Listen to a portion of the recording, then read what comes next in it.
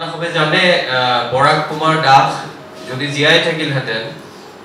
1961 চনত জন্ম তেখেতৰ আজি 63 বছৰ পূৰ্ণ হ'লহেঁতেন সমগ্ৰ জাতিৰ কিছু প্ৰক্ৰিয়া ঐতিহাসিক প্ৰক্ৰিয়াত হাল সলনি ইতিবাচকভাৱে শক্তিশালীভাৱে কৰিব পাৰে বুলি বিশ্বাস কৰোঁ বৰ্তমান হৈ আছে মানুহৰ হৃদয়ে হৃদয়ে সজাগ সচেতন অসমীয়াত্ব বিশ্বাস কৰা মানুহৰ মাজত আৰু আপোনালোকৰ উপস্থিতি তাৰে এটা জ্বলন্ত নিদৰ্শন বুলি মই ভাবোঁ আপোনালোকক প্ৰথম নমস্কাৰ জনাইছো এই বীৰ শ্বহীদ এই বিখ্যাত সাংবাদিক পৰাগ কুমাৰ দাসৰ উপজা দিনত তেখেতৰ পবিত্ৰ স্মৃতিৰ প্ৰতি শ্ৰদ্ধাঞ্জলি জ্ঞাপন কৰিছো আপোনালোকে জানে পিছৰ কথাখিনি আমি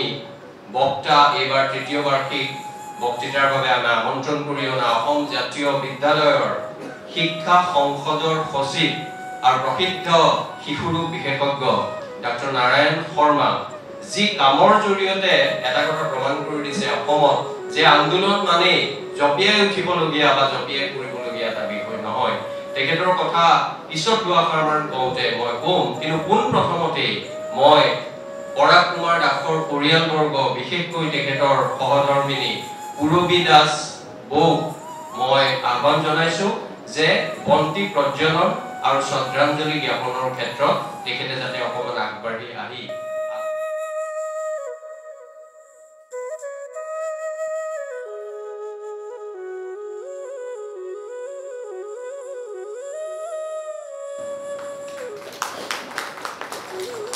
আৰু ডক্টৰ নাৰায়ণ শৰ্মাক ডক্টৰ জ্যোতি দাসে সম্বৰ্ধনা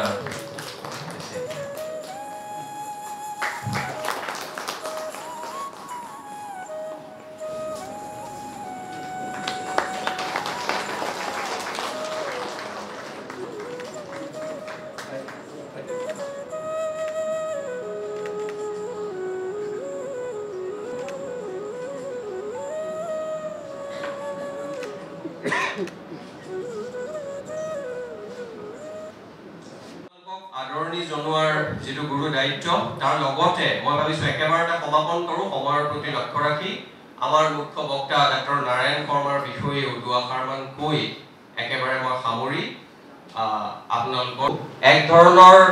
যান্ত্ৰিকতাৰ মাজত পৰে কিন্তু অসমীয়া সেই অতিথি পৰায়ণতা অসমীয়া সেই মনৰ মাজত টকবগাই থকা কেতবোৰ ইতিবাচক কথাৰ বাবে আমি পুৰণি কথা সোঁৱৰণ কৰি আজি যেনেকৈ পৰাগ দাক সোঁৱৰণ কৰিছো আমি কেতবোৰ কথা এৰি চলিব নোৱাৰো আৰু সেইবাবে ইয়াত উপস্থিত হোৱা এইখন সমাজৰ অসমৰ নতুন প্ৰজন্মই হওক আৰু যিসকল প্ৰজ্ঞাবান অভিজ্ঞ লোক যিসকল সাংবাদিক দেখিছো যিসকল বন্ধু বান্ধৱী মোৰ এজন বন্ধু কুৱেইটৰ পৰা আহিছে অহাকালি তেওঁ কুৱেইটলৈ যাব বৰদা তালুকদাৰ বিখ্যাত সাংবাদিক মৃণাল তালুকদাৰ আছে আৰু অন্যান্য নিত্য বৰা ককাইদেউ আছে আৰু বহু লোক ইয়াত আছে মই সকলোৰে নাম এতিয়া ল'ব বিচৰা নাই আপোনালোকক কৰজোৰে মই আজিৰ সভালৈ আদৰণি জনাইছো আৰু আদৰণি জনাই মই আজি ডক্টৰ নাৰায়ণ শৰ্মাই মূল ভাষণটো দিয়াৰ আগতে থিয়েটাৰৰ আগৰ কেতিয়াবা নৃত্য নাটিকাও মানুহে গুৰুত্বপূৰ্ণ বুলি কয় এনেই নৃত্য নাটিকাখন হয়তো ইমান গুৰুত্বপূৰ্ণ নহলহেঁতেন কিন্তু আজিৰ নৃত্য নাটিকাত মূলতঃ ডক্টৰ নাৰায়ণ শৰ্মা দেৱৰ সপোনৰ বিষয়ে আৰু সেই সপোন কেনেকৈ বাস্তৱত পৰিণত কৰাৰ ক্ষেত্ৰত তেওঁ কৰা পৰিশ্ৰম অধ্যৱসায় যত্ন আৰু এতিয়া দেখা পোৱা জাতীয় জীৱনত বিৰিঙি উঠা সেই সফলতা সেই সকলো কথা সংকটত পৰা এই জাতিটোৰ কাৰণে এক ইতিবাচক এক চানেকি হ'ব পাৰে আৰু সেইবাবেই ডক্টৰ নাৰায়ণ শৰ্মাৰ কথা তৃতীয় পৰাগ কুমাৰ দাস বক্তৃতাৰ বাবে নিৰ্বাচন কৰাৰ সময়ত আমাৰ সকলোৱে ইয়াৰ লগত জড়িত থকা খুব আনন্দ প্ৰকাশ কৰিছিলে আৰু কাৰো মনত দ্বিধা নাছিলে যে এনে এজন মানুহ যাৰ চিনাকি কেৱল পৰাগ দাৰ লগত এসময়ত থকা ঘনিষ্ঠতাই নহয় এসময়ত থকা মনৰ মিলেই নহয় এই যে কিছুমান কথা মাইকত কোৱা আৰু লিখাৰ বাহিৰেও কাম এটা কৰি তোলাৰ যিটো এক প্ৰবল দৃঢ়তা বা মানসিকতা এই দুইটা কথাই আমি পৰাগ কুমাৰ দাসৰ সেই খন্তেকীয়া জীৱনটোত আৰু নাৰায়ণ শৰ্মাদেৱৰ বিশেষকৈ 1993-94 চনৰ পিছত অসম জাতীয় বিদ্যালয় স্থাপন কৰি তেওঁ কি ধৰণেৰে এটা নিদৰ্শন সমগ্ৰ অসমৰ মানুহৰ আগত দাঙি ধৰিলে যে মাতৃভাষাৰ মাধ্যমৰ জৰিয়তে আমি এনে কেতবোৰ ছাত্ৰ ছাত্ৰী নিৰ্মাণ কৰিব পাৰো, সৃষ্টি কৰিব পাৰো যি কোনো ক্ষেত্ৰতে হীনমন্যতাৰ দ্বাৰা আক্ৰান্ত নহয়, বৰঞ্চ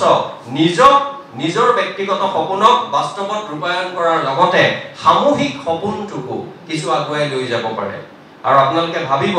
1992 চনৰ দৈনিক অসম কাকতত এইজন ডাক্তৰ নাৰায়ণ শৰ্মাই এই যে বাৰ্ডেন ফ্ৰী এডুকেশ্যন, যি সময়ত য়শপাল কমিটিৰ ৰিপৰ্ট হয়তো আহিছিল বা অহাৰ ভাৱ হয়, তেনে বিতৰ্ক হয়, তেনে বিতৰ্ক এসময়ত গৈ মৰহি যায়, কিন্তু এইটো এনে এটা বিতৰ্ক আছিল যিটো বিতৰ্কৰ পৰা তেওঁৰ মনত থকা সেই সপোনবোৰে বাস্তৱত ৰূপায়িত হ'বলৈ ধৰিলে। আৰু তাৰ বাবে তেওঁ ব্যক্তিগত জীৱনত বহু কষ্ট কৰিব লগা হ'ল। আজি অসম জাতীয় বিদ্যালয় বুলি ক'লে পৰাগ কুমাৰ দাস আৰু পূৰবী দাস বাইদেউৰ সুযোগ্য সন্তান আমাৰ ৰোহন আৰু প্ৰেৰণাৰ কথা সকলোৰে মনত আছে। তেওঁলোক আজি ইয়াত থাকিব পৰা নাই, কিন্তু দুইজনে ছিংগাপুৰত তেওঁলোকে এতিয়া কৰ্মৰত। নেশ্যনেল ইউনিভাৰ্চিটি অফ ছিংগাপুৰৰ দৰে বিশ্ববিদ্যালয়ত তেওঁলোক অধ্যয়ন কৰি বৰ্তমান কৰ্মক্ষেত্ৰত তেওঁলোক নিয়োজিত হৈছে। কিন্তু তেওঁলোকো এই অসম জাতীয় বিদ্যালয়ৰ প্ৰায় ওলোৱা ছাত্ৰ ছাত্ৰী আছিল। আৰু এটা কথা মনত পৰিছে, কেতিয়াবা কয় মানুহে উদাহৰণ দিয়ে কিন্তু নিজে কৰিবলৈ বেয়া পায়। মোৰ দুজন ল'ৰালৈ মনত পৰিছে, ৭ সাগৰ 13 নদীৰ পাৰত আজিৰ দিনটোত আছে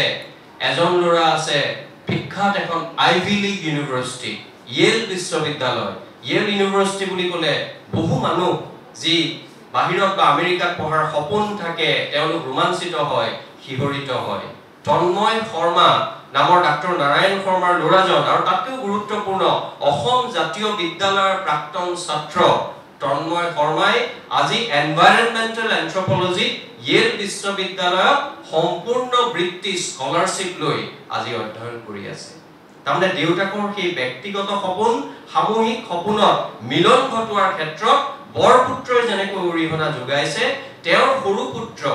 অয়ন, তেওঁ আছে ভাৰ্জিনিয়া ষ্টেট ইউনিভাৰ্চিটি, মানে আমেৰিকাৰ ষ্টেট বিশ্ববিদ্যালয়সমূহৰ ভিতৰত নাম থকা মানসম্পন্ন এখন বিশ্ববিদ্যালয়। সেই ভাৰ্জিনিয়া ষ্টেট ইউনিভাৰ্চিটিত ইতিহাস বিভাগক লৈ, ইতিহাসৰ এটা বিষয়ক লৈ আজি গৱেষণা কৰি আছে ডাক্তৰ নাৰায়ণ শৰ্মাৰ কনিষ্ঠ পুত্ৰ। তেওঁ অসম জাতীয় বিদ্যালয়ৰ প্ৰাক্তন ছাত্ৰ, যেনেকৈ ৰোহন আৰু প্ৰেৰণা, পৰাগ দাস আৰু পূৰবী বড়ো ল'ৰা ছোৱালী দুটাও অসম জাতীয় বিদ্যালয়ৰ আছিল প্ৰাক্তন ছাত্ৰ আৰু ছাত্ৰী। আৰু এই এনে প্ৰাক্তন ছাত্ৰ ছাত্ৰী বৰ্তমানৰ 2200 ল'ৰা ছোৱালীৰে আৰু বহু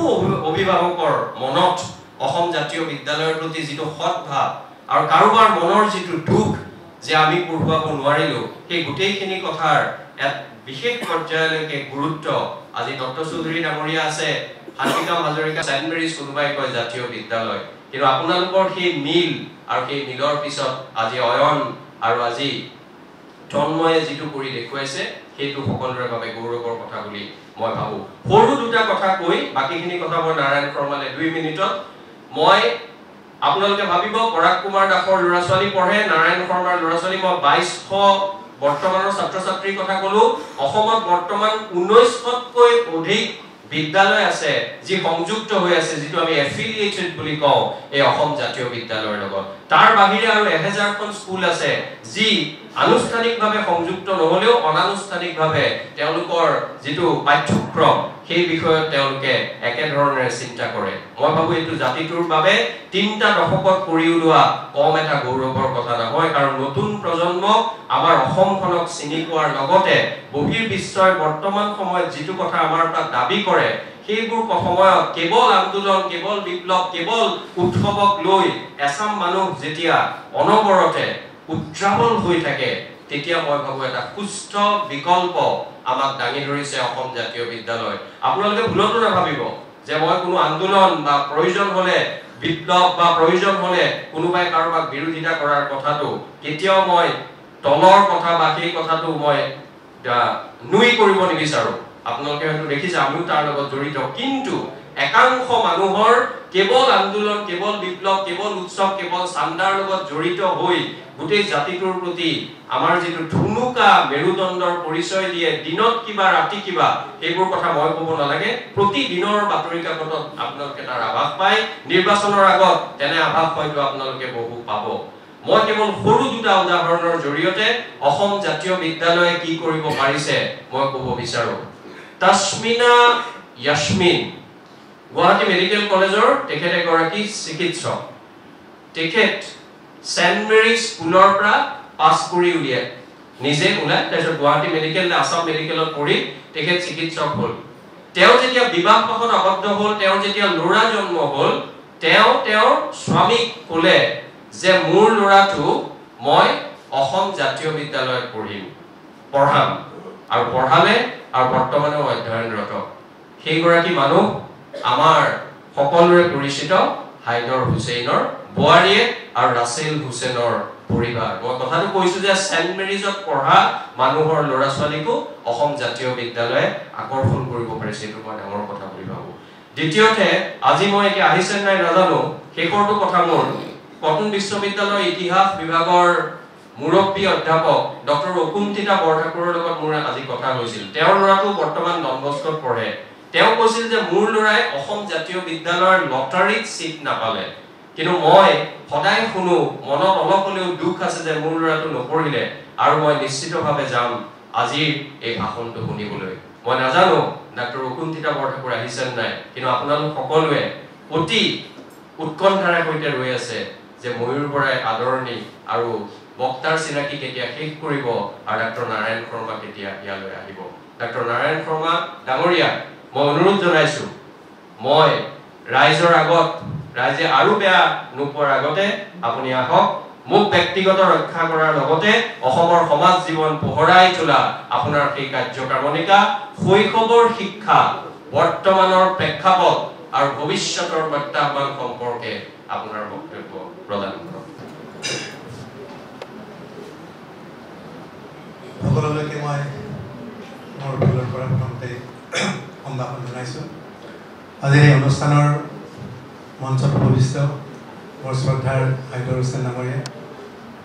পৰাগ দাস স্মাৰক ন্যাসৰ সচিব মোৰ বন্ধু ময়ূৰ বৰা ডাঙৰীয়া, ইয়াত উপস্থিত অতিথিবৃন্দ, সংবাদ মাধ্যমৰ বন্ধুসকল, পোনপ্ৰথমতেই মই পৰাগ দাস স্মাৰক বক্তৃতামালাৰ তৃতীয়টো বক্তৃতাৰ বাবে মোক আমন্ত্ৰণ কৰি অনাৰ বাবে ন্যাসক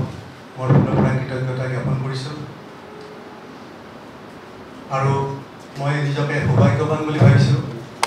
এটা অৰ্থত, আন এটা অৰ্থত মই খুব বেদনা অনুভৱ কৰিছোঁ যে মোৰ একালৰ এজন অতি সুহৃদ অন্তৰংগ বন্ধু, তেওঁৰ স্মৃতিত আজি মই এটা বক্তৃতা প্ৰদান কৰিবলগীয়া হ'ল। গতিকে মোৰ বিষয়বস্তুলৈ যোৱাৰ আগতে পৰাগ দাসৰ লগত মোৰ সম্পৰ্ক সান্নিধ্যৰ কথা মই কোনো কাৰণতেই উল্লেখ নকৰাকৈ থাকিব নোৱাৰোঁ। 1986 চনত প্ৰথম পৰাগ দাসৰ লগত মোৰ চিনাকি হৈছিলোঁ। আমি লগালগি হৈছিলোঁ। অতি মেধাসম্পন্ন এজন ছাত্ৰ বুলি জানিছিলোঁ আগৰ পৰাই। দিল্লীৰ পৰা ঘূৰি আহি যেতিয়া প্ৰান্তিকৰ পাতত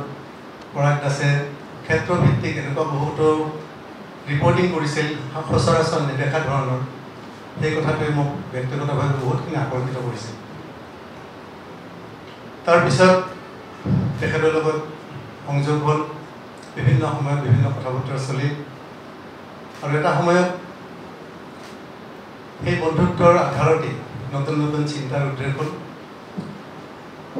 এখন নিৰপেক্ষ ৰাইজৰ কণ্ঠ হিচাপে পৰিচয় দিব পৰা বাতৰি কাকত বা আলোচনীৰ প্ৰয়োজনৰ কথা আমি অনুভৱ কৰিলোঁ। আৰু পৰাগ দাস যিহেতু খুব ভালকৈ লিখা পঢ়া কৰা মানুহ, মই নিজে তেখেতক অনুৰোধ কৰিলোঁ যে আপুনি এনেকুৱা এখন নিজাকৈ এখন বাতৰি কাকত বা আলোচনীৰ ব্যৱস্থা কৰক। প্ৰথম অৱস্থাত তেখেতেও সাহস কৰা নাছিল আৰু কেনেকৈ হ'ব এই সম্পৰ্কে আমাৰ কোনো ধাৰণা নাছিল। পিছত বিভিন্ন পৰিক্ৰমাত গৈ এখন কাকতৰ, সাপ্তাহিক কাকতৰ পৰিকল্পনা হ'ল, যিখনৰ নাম আছিল বুধবাৰ। আৰু ইয়াত আছে মনোৰম গগৈ, মনোৰমে বিশেষকৈ ভালকৈ জানে। এই বুধবাৰ কাকতখনৰ জন্ম আচলতে পৰাগ দাসৰ বাসগৃহ আৰু মোৰ বাসগৃহৰ চৰাঘৰতেই তাৰ জন্ম হৈছিল। পৰৱৰ্তী সময়ত মই যদিও চিকিৎসা বৃত্তিৰ লগত জড়িত আছিলোঁ, খুব আনন্দেৰে আমি এই নতুন সাপ্তাহিক বাতৰি কাকতখনৰ কামত জড়িত হৈ পৰিছিলোঁ। মই এতিয়াও মনত আছে আমি মনোমিলমস্থিত শৰাইঘাট অফচেট প্ৰেছত দেওবাৰে আৰু এই ধৰণে দেওবাৰটো বাছি লোৱা হৈছিল যিহেতু পৰাগ দাসেও চাকৰি কৰে ময়ো নিজে চাকৰি কৰোঁ সেই দিনটোতে আমাৰ লেআউটৰ কামখিনি কৰিবলৈ সুবিধা হয় সেইধৰণে আমি সেই অফচেট প্ৰেছত ৰাতি লেআউটৰ কাম কৰিছিলোঁ আৰু গোটেই ৰাতি আমি কাম কৰি ৰাতি পোহৰৰ পিছত ৰাতিপুৱা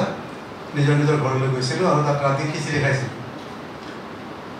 সেই স্মৃতিবিলাক খুব সজীৱ হৈ আছে তাৰপিছত বুধবাৰ চলিল আগান নামৰ এখন আলোচনী কৰিলে আৰু সৰ্বশেষত অসমীয়া প্ৰতিদিন কাকতৰ যেতিয়া জন্ম হ'ল তাত কাৰ্যবাহী সম্পাদক হিচাপে আহিল আৰু প্ৰতিদিন কাকতত থকাৰ সময়তে 1996 চনত গোটেই জাতিটোৰ বাবে আমাৰ ৰাজ্যখনৰ বাবে যিটো অতি শোকাবহ ঘটনা ঘটিল সেই ঘটনাৰ চিকাৰ হ'ল পৰাগ দাস এটা সম্ভাৱনা এটা প্ৰতিভা আমি অকালতে হেৰুৱালোঁ আৰু সেই ক্ষতিয়ে গোটেই সমাজখনক কি ধৰণে ক্ষতি কৰিছে সেইটোতো হয়েই ব্যক্তিগতভাৱে আমাৰ পৰিয়ালত বা আমাৰ ব্যক্তিগত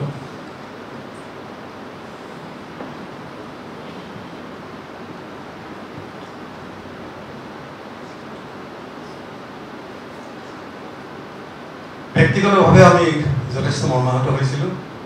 তাৰপিছত সময় বাগৰি গৈছিল আৰু বাকীখিনি আৰু ইতিহাস মই সম্পৰ্কে আৰু ক'বলৈ নাযাওঁ পৰাগ দাসলৈ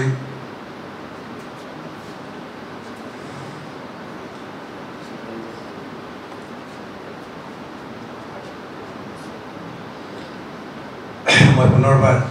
মোৰ আন্তৰিক শ্ৰদ্ধা জ্ঞাপন কৰিছোঁ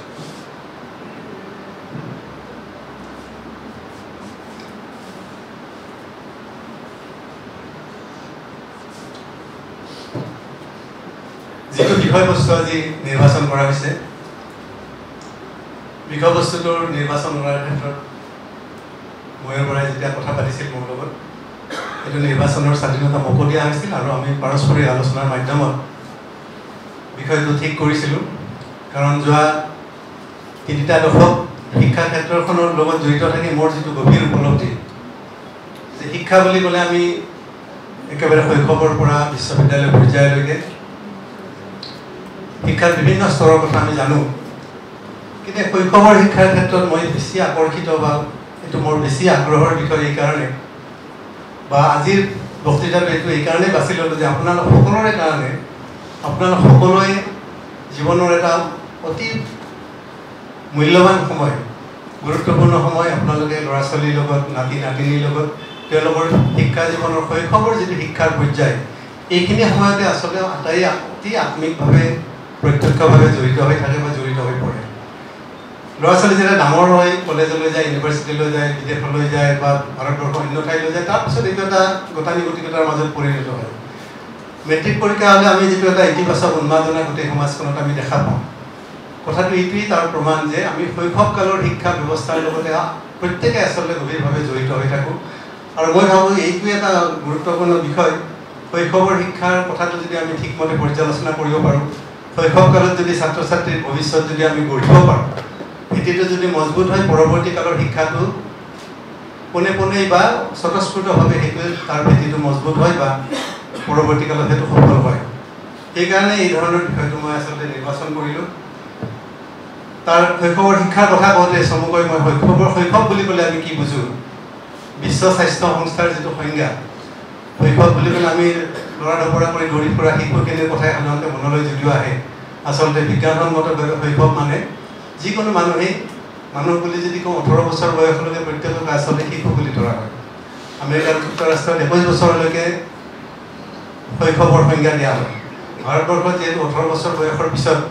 ভোটাধিকাৰ দিয়া হয় গতিকে আমি 18 বছৰ বয়সৰ সীমাতে এই শৈশৱটো সীমাবদ্ধ হৈ থাকে এই শৈশৱৰ ভিতৰত আপোনাৰ যিটো প্ৰাৰম্ভিক শৈশৱকাল আৰ্লি চাইল্ডহুড 8 বছৰ বয়সলৈকে তাৰপিছত কৈশোৰ যৌৱন বয়সন্ধি এডলচেঞ্চৰ এই বিভিন্ন পৰ্যায় আছে আৰু প্ৰথমে 8 বছৰলৈকে যিখিনি সময় এইখিনি সময়ৰ সৰু ল'ৰা ছোৱালীৰ যিটো বিকাশ আমি জানো যে আপোনালোকেও জানে মগজুৰ বিকাশৰ যিটো স্তৰ 5 বছৰ বয়সলৈকে 5-6 বছৰ বয়সলৈকে প্ৰায় 90% মগজুৰ বিকাশ হয় এইখিনি সময়ত ল'ৰা ছোৱালী যিখিনি কথা শিকে চৌপাশৰ পৰিৱেশৰ পৰা সেইখিনি গোটেই জীৱনৰ কাৰণে স্থায়ী হয় শিক্ষাৰ ক্ষেত্ৰতো এই কথাটো সমানেই প্ৰযোজ্য হয় গতিকে মই বিশ্বাস কৰোঁ এজন শিশু চিকিৎসা বিজ্ঞানৰ ছাত্ৰ হিচাপে এই কথাটো বিশ্বাস কৰোঁ যে এই সময়খিনি আমি যদি উপযুক্তভাৱে ল'ৰা ছোৱালীক পথ নিৰ্দেশনা দিব পাৰোঁ, ভৱিষ্যত জীৱনৰ বহুত সমস্যাৰ পৰা আমি তেওঁলোকক মুক্ত কৰি ৰাখিব পাৰোঁ। সেইকাৰণে এই বিষয়টো আমি আজিৰ কাৰণে নিৰ্বাচন কৰি লৈছিলোঁ।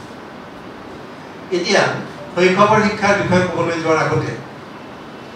এই কথাটো কিয় মোক আকৰ্ষণ কৰিলে বা এইটো কিয় গুৰুত্বপূৰ্ণ, আচলতে আমাৰ গোটেই সমাজখনত শৈশৱৰ কি প্ৰতিচ্ছবি, শৈশৱ মানে আমাৰ ল'ৰা ছোৱালীবিলাক, আমাৰ শিশুসকল কেনেকুৱা এটা পৰ্যায়ত আছে, এই কথাটো আমি আচলতে খুব ভালকৈ গভীৰভাৱে অনুধাৱন কৰাটো খুব দৰকাৰ। আৰু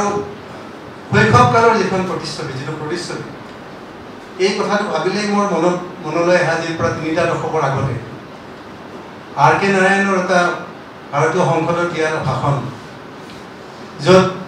শৈশৱকালৰ যিখন প্ৰতিচ্ছবি তেওঁ দাঙি ধৰিছিল, তাত উদ্বেগ প্ৰকাশ কৰিছিল। আজি 30-35 বছৰ পিছতো সেই ছবিখনৰ অলপ সলনি হোৱা নাই। সেই ভাষণৰ 2টা শাৰী মই পাঠ কৰি দিব বিচাৰিছোঁ। তেখেতে সংসদত কৈছিলে, প্ৰাপ্তবয়স্কসকলৰ পৃথিৱীখনৰ সমস্যাৰ আজি অতি বেছি চিন্তিত হৈ আজি শিশুসকলৰ দুৰ্দশাৰ দিশটো কাৰো দৃষ্টিগোচৰ নোহোৱা হৈছে। মই কোনো এক নিৰ্দিষ্ট শ্ৰেণীৰ বিষয়ে কোৱা নাই, ক'ব খুজিছোঁ সমগ্ৰ শৈশৱ কালটিৰ বিষয়ে। শিশু এটিৰ কষ্টকৰ দিনটোৰ আৰম্ভণি হয় ঘৰতেই, যেতিয়া তাত ঘৰৰ তাৰ শিক্ষকসকলে সাৰ পোৱাৰ বহু আগেয়ে বিচনাৰ পৰা উঠাই আনি স্কুললৈ যাবলৈ সাজু কৰা হয়। শিশুটিক স্কুলৰ ইউনিফৰ্মযোৰৰ চেপত সোমোৱাই পিঠিত গধুৰ স্কুল বেগটো জাপি দি স্কুললৈ পঠোৱা হয়। এই স্কুল বেগটো বৰ্তমান শিশুসকলৰ বাবে এটা অনিবাৰ্য বোজা হৈ পৰিছে।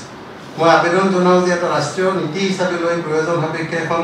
অধ্যাদেশ জাৰি কৰি হ'লেও স্কুল বেগটো বিলোপ কৰিব লাগে। নিজৰ অভিজ্ঞতাৰ বৰ্ণনা দি তেখেতে আকৌ কৈছিলে, মই নিজে অনুসন্ধান কৰি দেখিছোঁ যে এটা শিশুৱে গাধৰ দৰে তাৰ পিঠিত বান্ধি লৈ সদায় পঢ়িবলগীয়া স্কুল বেগটোৰ ওজন গড় হিচাপত 8ৰ পৰা 10 কিলোগ্ৰাম পৰ্যন্ত হয়। যিটো বেগত থাকে কিতাপ বহি, বিভিন্ন সা সঁজুলি, টিফিনৰ বাকচ আৰু পানীৰ বটল, এনে গধুৰ বোজাৰ ভাৰসাম্য ৰাখিবলৈ শিশুবোৰে হাত দুখন আগলৈ ওলোমাই পিঠি পূজা কৰি চিম্পাঞ্জীৰ দৰে খোজ কাঢ়িবলগীয়া হয়। এনে কৰিবলগীয়া হোৱাৰ ফলত বহুতো শিশুৰ মেৰুদণ্ডৰ হাড়ৰ বেমাৰ হোৱাৰ তথ্য মোৰ লগত আছে। স্কুলৰ এই কষ্টকৰ পৰিক্ৰমা অতিক্ৰম কৰি যেতিয়া শিশুটি ঘৰ গৈ পায়, তেখেতে উল্লেখ কৰিছে, স্কুলৰ ক্লান্তিকৰ ৰুটিনখন শেষ কৰি শিশুটি মুক্ত নহয়। ঘৰলৈ উভতি গৈ সি দেখিব, সিপিনে তাৰ মাক দেউতাক অথবা ঘৰুৱা শিক্ষকজন এসোপামান হোমৱৰ্ক লৈ তাক থপিয়াবলৈ খাপ পাতি ৰৈ আছে। এইদৰে যান্ত্ৰিকতাৰ মাজত শিশুটিৰ দিনটো শেষ হয়, য'ত অকণমান খেলিবলৈ, হাঁহিবলৈ তাৰ বাবে কোনো সুৰুঙা নাথাকে। শিশুসকলৰ ওপৰত এইদৰেই শিক্ষা গ্ৰহণৰ নামত এটা নিষ্ঠুৰ, হৃদয়হীন জীৱন জাপি দিয়া হৈছে।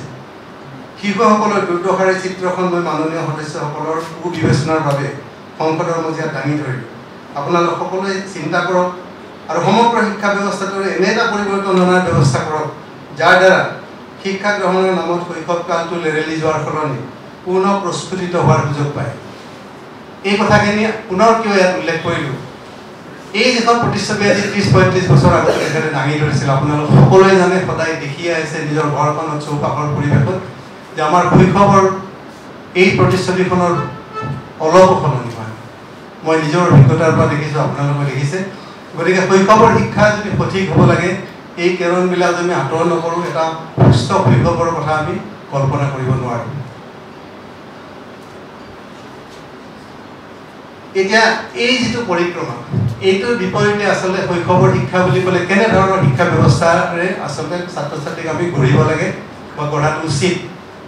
কি কৰিব লাগে, তাৰ কাৰণে যিটো ব্যৱস্থা বা শিক্ষা কাৰ্যক্ৰমৰ কথা কোৱা হৈছে, এইটো হৈছে early childhood care and education, চমুকৈ ECCE বুলি কয়। মই সেই শব্দটো পিছলৈ উল্লেখ কৰিম। Early childhood care and education, যিটো বয়সৰ 8 বছৰ বয়সলৈকে ছাত্ৰ ছাত্ৰীসকলক সামৰি লয়। এই আৰ্লি চাইল্ডহুড কথাটো ইমানেই গুৰুত্বপূৰ্ণ যে এই কথাটো মই আনন্দিত যে যিখন নতুন ৰাষ্ট্ৰীয় শিক্ষানীতি হ'ল 2020 চনত, প্ৰথমবাৰৰ কাৰণে ভাৰতবৰ্ষ আগতে বহুতো শিক্ষা আয়োগ হৈ গৈছিল, কিন্তু প্ৰথমবাৰৰ কাৰণে এখন ৰাষ্ট্ৰীয় শিক্ষা আয়োগে পূৰ্ব এই প্ৰাৰম্ভিক শৈশৱ শিক্ষা বা আৰ্লি চাইল্ডহুড এডুকেশ্যনৰ ওপৰত বিষয়ে ইমান বেছি গুৰুত্ব আৰোপ কৰিছে। সেইটোৱে এই শিক্ষানীতিখনৰ এটা আটাইতকৈ গুৰুত্বপূৰ্ণ আৰু ইতিবাচক দিশ। আগৰ কোনো শিক্ষানীতিয়ে প্ৰাৰম্ভিক শৈশৱ শিক্ষা বা আৰ্লি চাইল্ডহুড এডুকেশ্যনৰ ওপৰত এই ধৰণে ইমান সুন্দৰ সাৱলীল পৰামৰ্শ আগবঢ়া নাই। ৰাষ্ট্ৰীয় শিক্ষানীতি এইটোও কৈছে যে এই যিখিনি আৰ্লি চাইল্ডহুড কেয়াৰ আৰু এডুকেশ্যন এইখিনি যদি শিক্ষানুষ্ঠানসমূহে কৰিব নোৱাৰে, এই কথাটো যদি আমি কাৰ্যকৰীকৰণ কৰিব নোৱাৰোঁ, আমাৰ এই ৰাষ্ট্ৰীয় শিক্ষানীতি 2020 গোটেইখনে অৰ্থহীন হৈ যাব, অৰ্থহীন হ'ব। এইখিনি ঠিক নহ'লে হায়াৰ এডুকেশ্যনৰ কাৰণে আমি যিমানবিলাক পৰামৰ্শ দিছোঁ এইবিলাক অৰ্থহীন পৰিব। তেওঁলোকে ৰাষ্ট্ৰীয় শিক্ষানীতিত আৰ্লি চাইল্ডহুড এডুকেশ্যনৰ বিষয়ে খুব সুন্দৰ কথা এটা কৈছে। 1.1 যিটো ক্লজ তাত তেওঁলোকে কৈছে over 85% of a child's cumulative brain development occurs prior to the age of 6, indicating the critical importance of appropriate care and stimulation of the brain in early years in order to ensure healthy brain development and growth. Presently, quality early childhood education program is not available to crores of young children, particularly children from socio-economically disadvantaged backgrounds. আমি যিবিলাক ইয়াতে pre school বুলি চৌকল pre school, মই চৌকল বুলি কৈছোঁ, তথাকথিত যিবিলাক pre school আমাৰ সমাজখনত আমি দেখা পাওঁ, নাৰ্চাৰী কিণ্ডাৰ গাৰ্ডেন পোৱা হয়, এইবিলাক দৰাচলতে প্ৰকৃত প্ৰি স্কুল নহয়েই। আপোনালোকে দেখিব 3 বছৰ 4 বছৰ বয়সতে সেই শিশুসকলৰ কাৰণে পৰীক্ষা পতা হয়, তাত নম্বৰ দিয়া হয়, 100 নম্বৰ 99 নম্বৰ পালে মাক দেউতাক সন্তুষ্ট হয়, নাপালে ল'ৰা ছোৱালীৰ ওপৰত পূজা আৰম্ভ হয়, প্ৰেছাৰাইজ কৰা হয় নম্বৰ পাবৰ কাৰণে। গতিকে এইবিলাকত আচলতে 2-1 এক্সেপশ্যন, তাৰ বাহিৰে বেছিভাগতে এইবিলাক আনুষ্ঠানিক শিক্ষা দিয়া হয়, যিটো ল'ৰা ছোৱালীৰ কাৰণে খুবেই ক্ষতিকাৰক। প্ৰকৃত যিটো আজি ৰাষ্ট্ৰীয় শিক্ষানীতিয়ে যিটো কথা কৈছে, যি ধৰণৰ প্ৰি স্কুলৰ কথা কৈছে, অসম জাতীয় বিদ্যালয়ত 1994 চনৰ পৰা সেই প্ৰি স্কুলৰ ব্যৱস্থা আমি কাৰ্যকৰী কৰিছোঁ। শিক্ষানীতিত এতিয়া 30 বছৰ পিছত আহিছে যিটো কথা আনুষ্ঠানিকভাৱে, 30 বছৰ আগৰ পৰা আমি এইটো কাৰ্যকৰী কৰিছোঁ। আৰু আপোনালোকে যদি কোনোবাই আগ্ৰহ প্ৰকাশ কৰে তাত গ'লে দেখিব কি ধৰণৰ বোজামুক্ত শিক্ষাৰে আমি প্ৰাৰম্ভিক শৈশৱ শিক্ষাৰ আৰ্লি চাইল্ডহুড কেয়াৰ আৰু এডুকেশ্যন আমি তাত কাৰ্যকৰী কৰিছোঁ। আমাৰ প্ৰথম 2 বছৰত কোনো পৰীক্ষা নাথাকে, কোনো আনুষ্ঠানিক পাঠ নাথাকে, তাত নম্বৰৰ কোনো ব্যৱস্থা নাই। সেই প্ৰক্ৰিয়াৰ মাজেৰে তেওঁলোকক ৰেডি কৰা হয় ভৱিষ্যত জীৱনৰ কাৰণে, আৰু সেই প্ৰক্ৰিয়াৰ সুফল আমি নিজে আজি দেখিবলৈ আমাৰ এইটো সৌভাগ্য হৈছে যে সেই প্ৰক্ৰিয়াৰ মাজেৰে অহা ছাত্ৰ ছাত্ৰীসকল ভৱিষ্যত জীৱনত বেছি আত্মবিশ্বাস সম্পন্ন হৈছে, শিক্ষা গ্ৰহণ তেওঁলোকৰ বেছি সুবিধাজনক হৈছে। এই ক্ষেত্ৰত আৰ্লি চাইল্ডহুড চেণ্টাৰবিলাক কি ধৰণৰ হ'ব লাগে, তাত সেই সম্পৰ্কে ৰাষ্ট্ৰীয় শিক্ষানীতিয়ে কৈছে ECC ideally consists of flexible, multifaceted, multi-level, play-based, activity-based and inquiry-based learning comprising of alphabets, language, numbers, counting, etc. It also includes a focus on developing special social capacity, sensitivity, good behavior, courtesy, ethics, personal and public cleanliness, teamwork and cooperation. আমি আনুষ্ঠানিক শিক্ষাৰ বজাৰ মাজত তেওঁলোকক সোমাই দিওঁ, ওচৰ পাজৰৰ মানুহৰ লগত তেওঁলোকৰ সম্পৰ্ক কেনেকৈ গঢ়িব লাগে, ওচৰ চুবুৰীয়াৰ লগত দুখে সুখে কেনেকৈ ভাগ ল'ব লাগে, সমাজখনৰ সকলো শ্ৰেণীৰ ল'ৰা ছোৱালীৰ লগত কি ধৰণে তেওঁলোকে লগ হ'ব লাগে, কমিউনিটিৰ যিটো চেঞ্চ তেওঁলোকক ডেভেলপ কৰিব লাগে, মূল্যবোধৰ শিক্ষা কেনেকৈ গঢ় দিব লাগে, এইবিলাকৰ পৰা সম্পূৰ্ণ আঁতৰাই ৰাখি আমি এটা বোজামুক্ত নহয় আনুষ্ঠানিক শিক্ষাৰ মাজেৰেদি তেওঁলোকৰ শৈশৱটো আমি এক প্ৰকাৰ ধূলিসাৎ কৰি দিওঁ। বাকী খেলা ধূলাৰ সময়টো নায়েই, যিটো আৰ কে নাৰায়ণৰ বক্তৃতাত আমি দেখিছোঁ। গতিকে এই ধৰণৰ যদি এটা প্ৰকৃত ব্যৱস্থা নতুন শিক্ষানীতিমতে কাৰ্যকৰীকৰণ কৰিব পৰা হয়, মই ভাবোঁ যে তেতিয়াহে ভাৰতবৰ্ষৰ শৈক্ষিক ক্ষেত্ৰত প্ৰকৃত যিটো শিক্ষা, সেই শিক্ষাৰ ক্ষেত্ৰত ভাৰতবৰ্ষ আগবাঢ়িব পাৰিব। এখন দেশৰ উদাহৰণ মই সদায়েই দি থাকোঁ যে শিক্ষাৰ ক্ষেত্ৰত পৃথিৱীৰ ভিতৰত যিখন প্ৰথম স্থান পোৱা দেশ প্ৰায় সদায় ফিনলেণ্ডৰ শিক্ষা ব্যৱস্থাটো পৃথিৱীৰ ভিতৰত সদায় 1 নম্বৰত থাকে, কেতিয়াবা 1-2 পজিশ্যন ইফাল হয়। আপোনালোকে আচৰিত হ'ব যে ফিনলেণ্ডৰ যিটো ৰহস্য সাফল্যৰ গোটেই ছিষ্টেমটো, গোটেই কথাটো বেলেগ। তাত 6 বছৰ বয়সৰ আগলৈকে কোনো ল'ৰা ছোৱালীকে আনুষ্ঠানিক স্কুললৈ যাবলৈ সম্পূৰ্ণ মানা চৰকাৰীভাৱে। অ ক খ আমাৰ ভাষাত বা ABCD 1 2 3 যি কয়, 6 বছৰ পূৰ্ণ হ'লেহে তেওঁলোকক ক্লাছ 1ত নামভৰ্তি কৰিবলৈ দিয়া হয়। তাৰ আগতে গোটেইখিনি প্লে ৱে এক্টিভিটি, খেলা ধূলা মানে আপুনি ল'ৰা ঢপৰা কৰি খেল ধেমালি কৰিছে তেনেকুৱা নহয়। এই খেলা ধূলাবিলাক হৈছে গাইডেড প্লে বুলি কয়। ঠিক খেলা বুলি ল'ৰা ছোৱালী ভাবিব যে মই খেল খেলিছোঁ, কিন্তু তাৰ মাজেৰেই তেওঁলোকে ভৱিষ্যত জীৱনৰ শিক্ষা জীৱনৰ ভীতি যিটো ৰেডিনেছ, এই ৰেডিনেছটো তেওঁলোকে আহৰণ কৰে। গতিকে এই ব্যৱস্থাটো আমি আশা কৰোঁ যে এইবাৰ যদি শিক্ষানীতি এই কথাটো প্ৰয়োগ কৰে, কাৰ্যকৰী কৰে, আমাৰ শিক্ষা ব্যৱস্থাটো এটা ৰূপান্তৰ এটা হ'ব। এই সম্পৰ্কীয় অকল মই ভাৰতবৰ্ষৰ কথা ইয়াত উল্লেখ যদিও কৰিছোঁ, এনেকুৱা আমাৰ দেশত এনেকুৱা খুব নিৰ্দিষ্ট গৱেষণা বা অধ্যয়ন নাই। আমেৰিকাৰ মিচিগান প্ৰি স্কুল 1970 চনত এটা সমীক্ষা চলাইছে আৰ্লি চাইল্ডহুড এডুকেশ্যন প্ৰগ্ৰেমৰ যিটো সুফল, আৰু এটা খুব কনক্লুচিভলি ইট ৱাজ প্ৰুভড। সেইটো প্ৰমাণিত হৈছে যে এনেকুৱা অনানুষ্ঠানিক শিক্ষা ব্যৱস্থাৰ মাজেৰে প্ৰি স্কুলেৰে পাৰ হৈ অহা ল'ৰা ছোৱালীসকলৰ সাফল্যৰ হাৰ খুব আনুষ্ঠানিক বুজা থকা স্কুলৰ মাধ্যমেৰে অহা ল'ৰা ছোৱালীতকৈ এইখিনি ল'ৰা ছোৱালীৰ সাফল্য বহুত বেছি ওপৰত। মই সংক্ষিপ্তকৈ কৈছোঁ, হাৰ্ভাৰ্ড ইউনিভাৰ্চিটিত এটা ষ্টাডি হৈছিলে, তাত তেওঁলোকে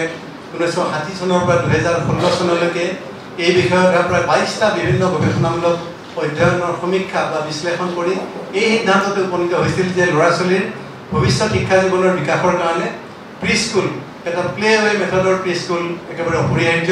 আৰু তাৰ সুফল তেওঁলোকে তাত এই অধ্যয়নে সম্পূৰ্ণৰূপে প্ৰমাণ কৰি দেখুৱাইছে।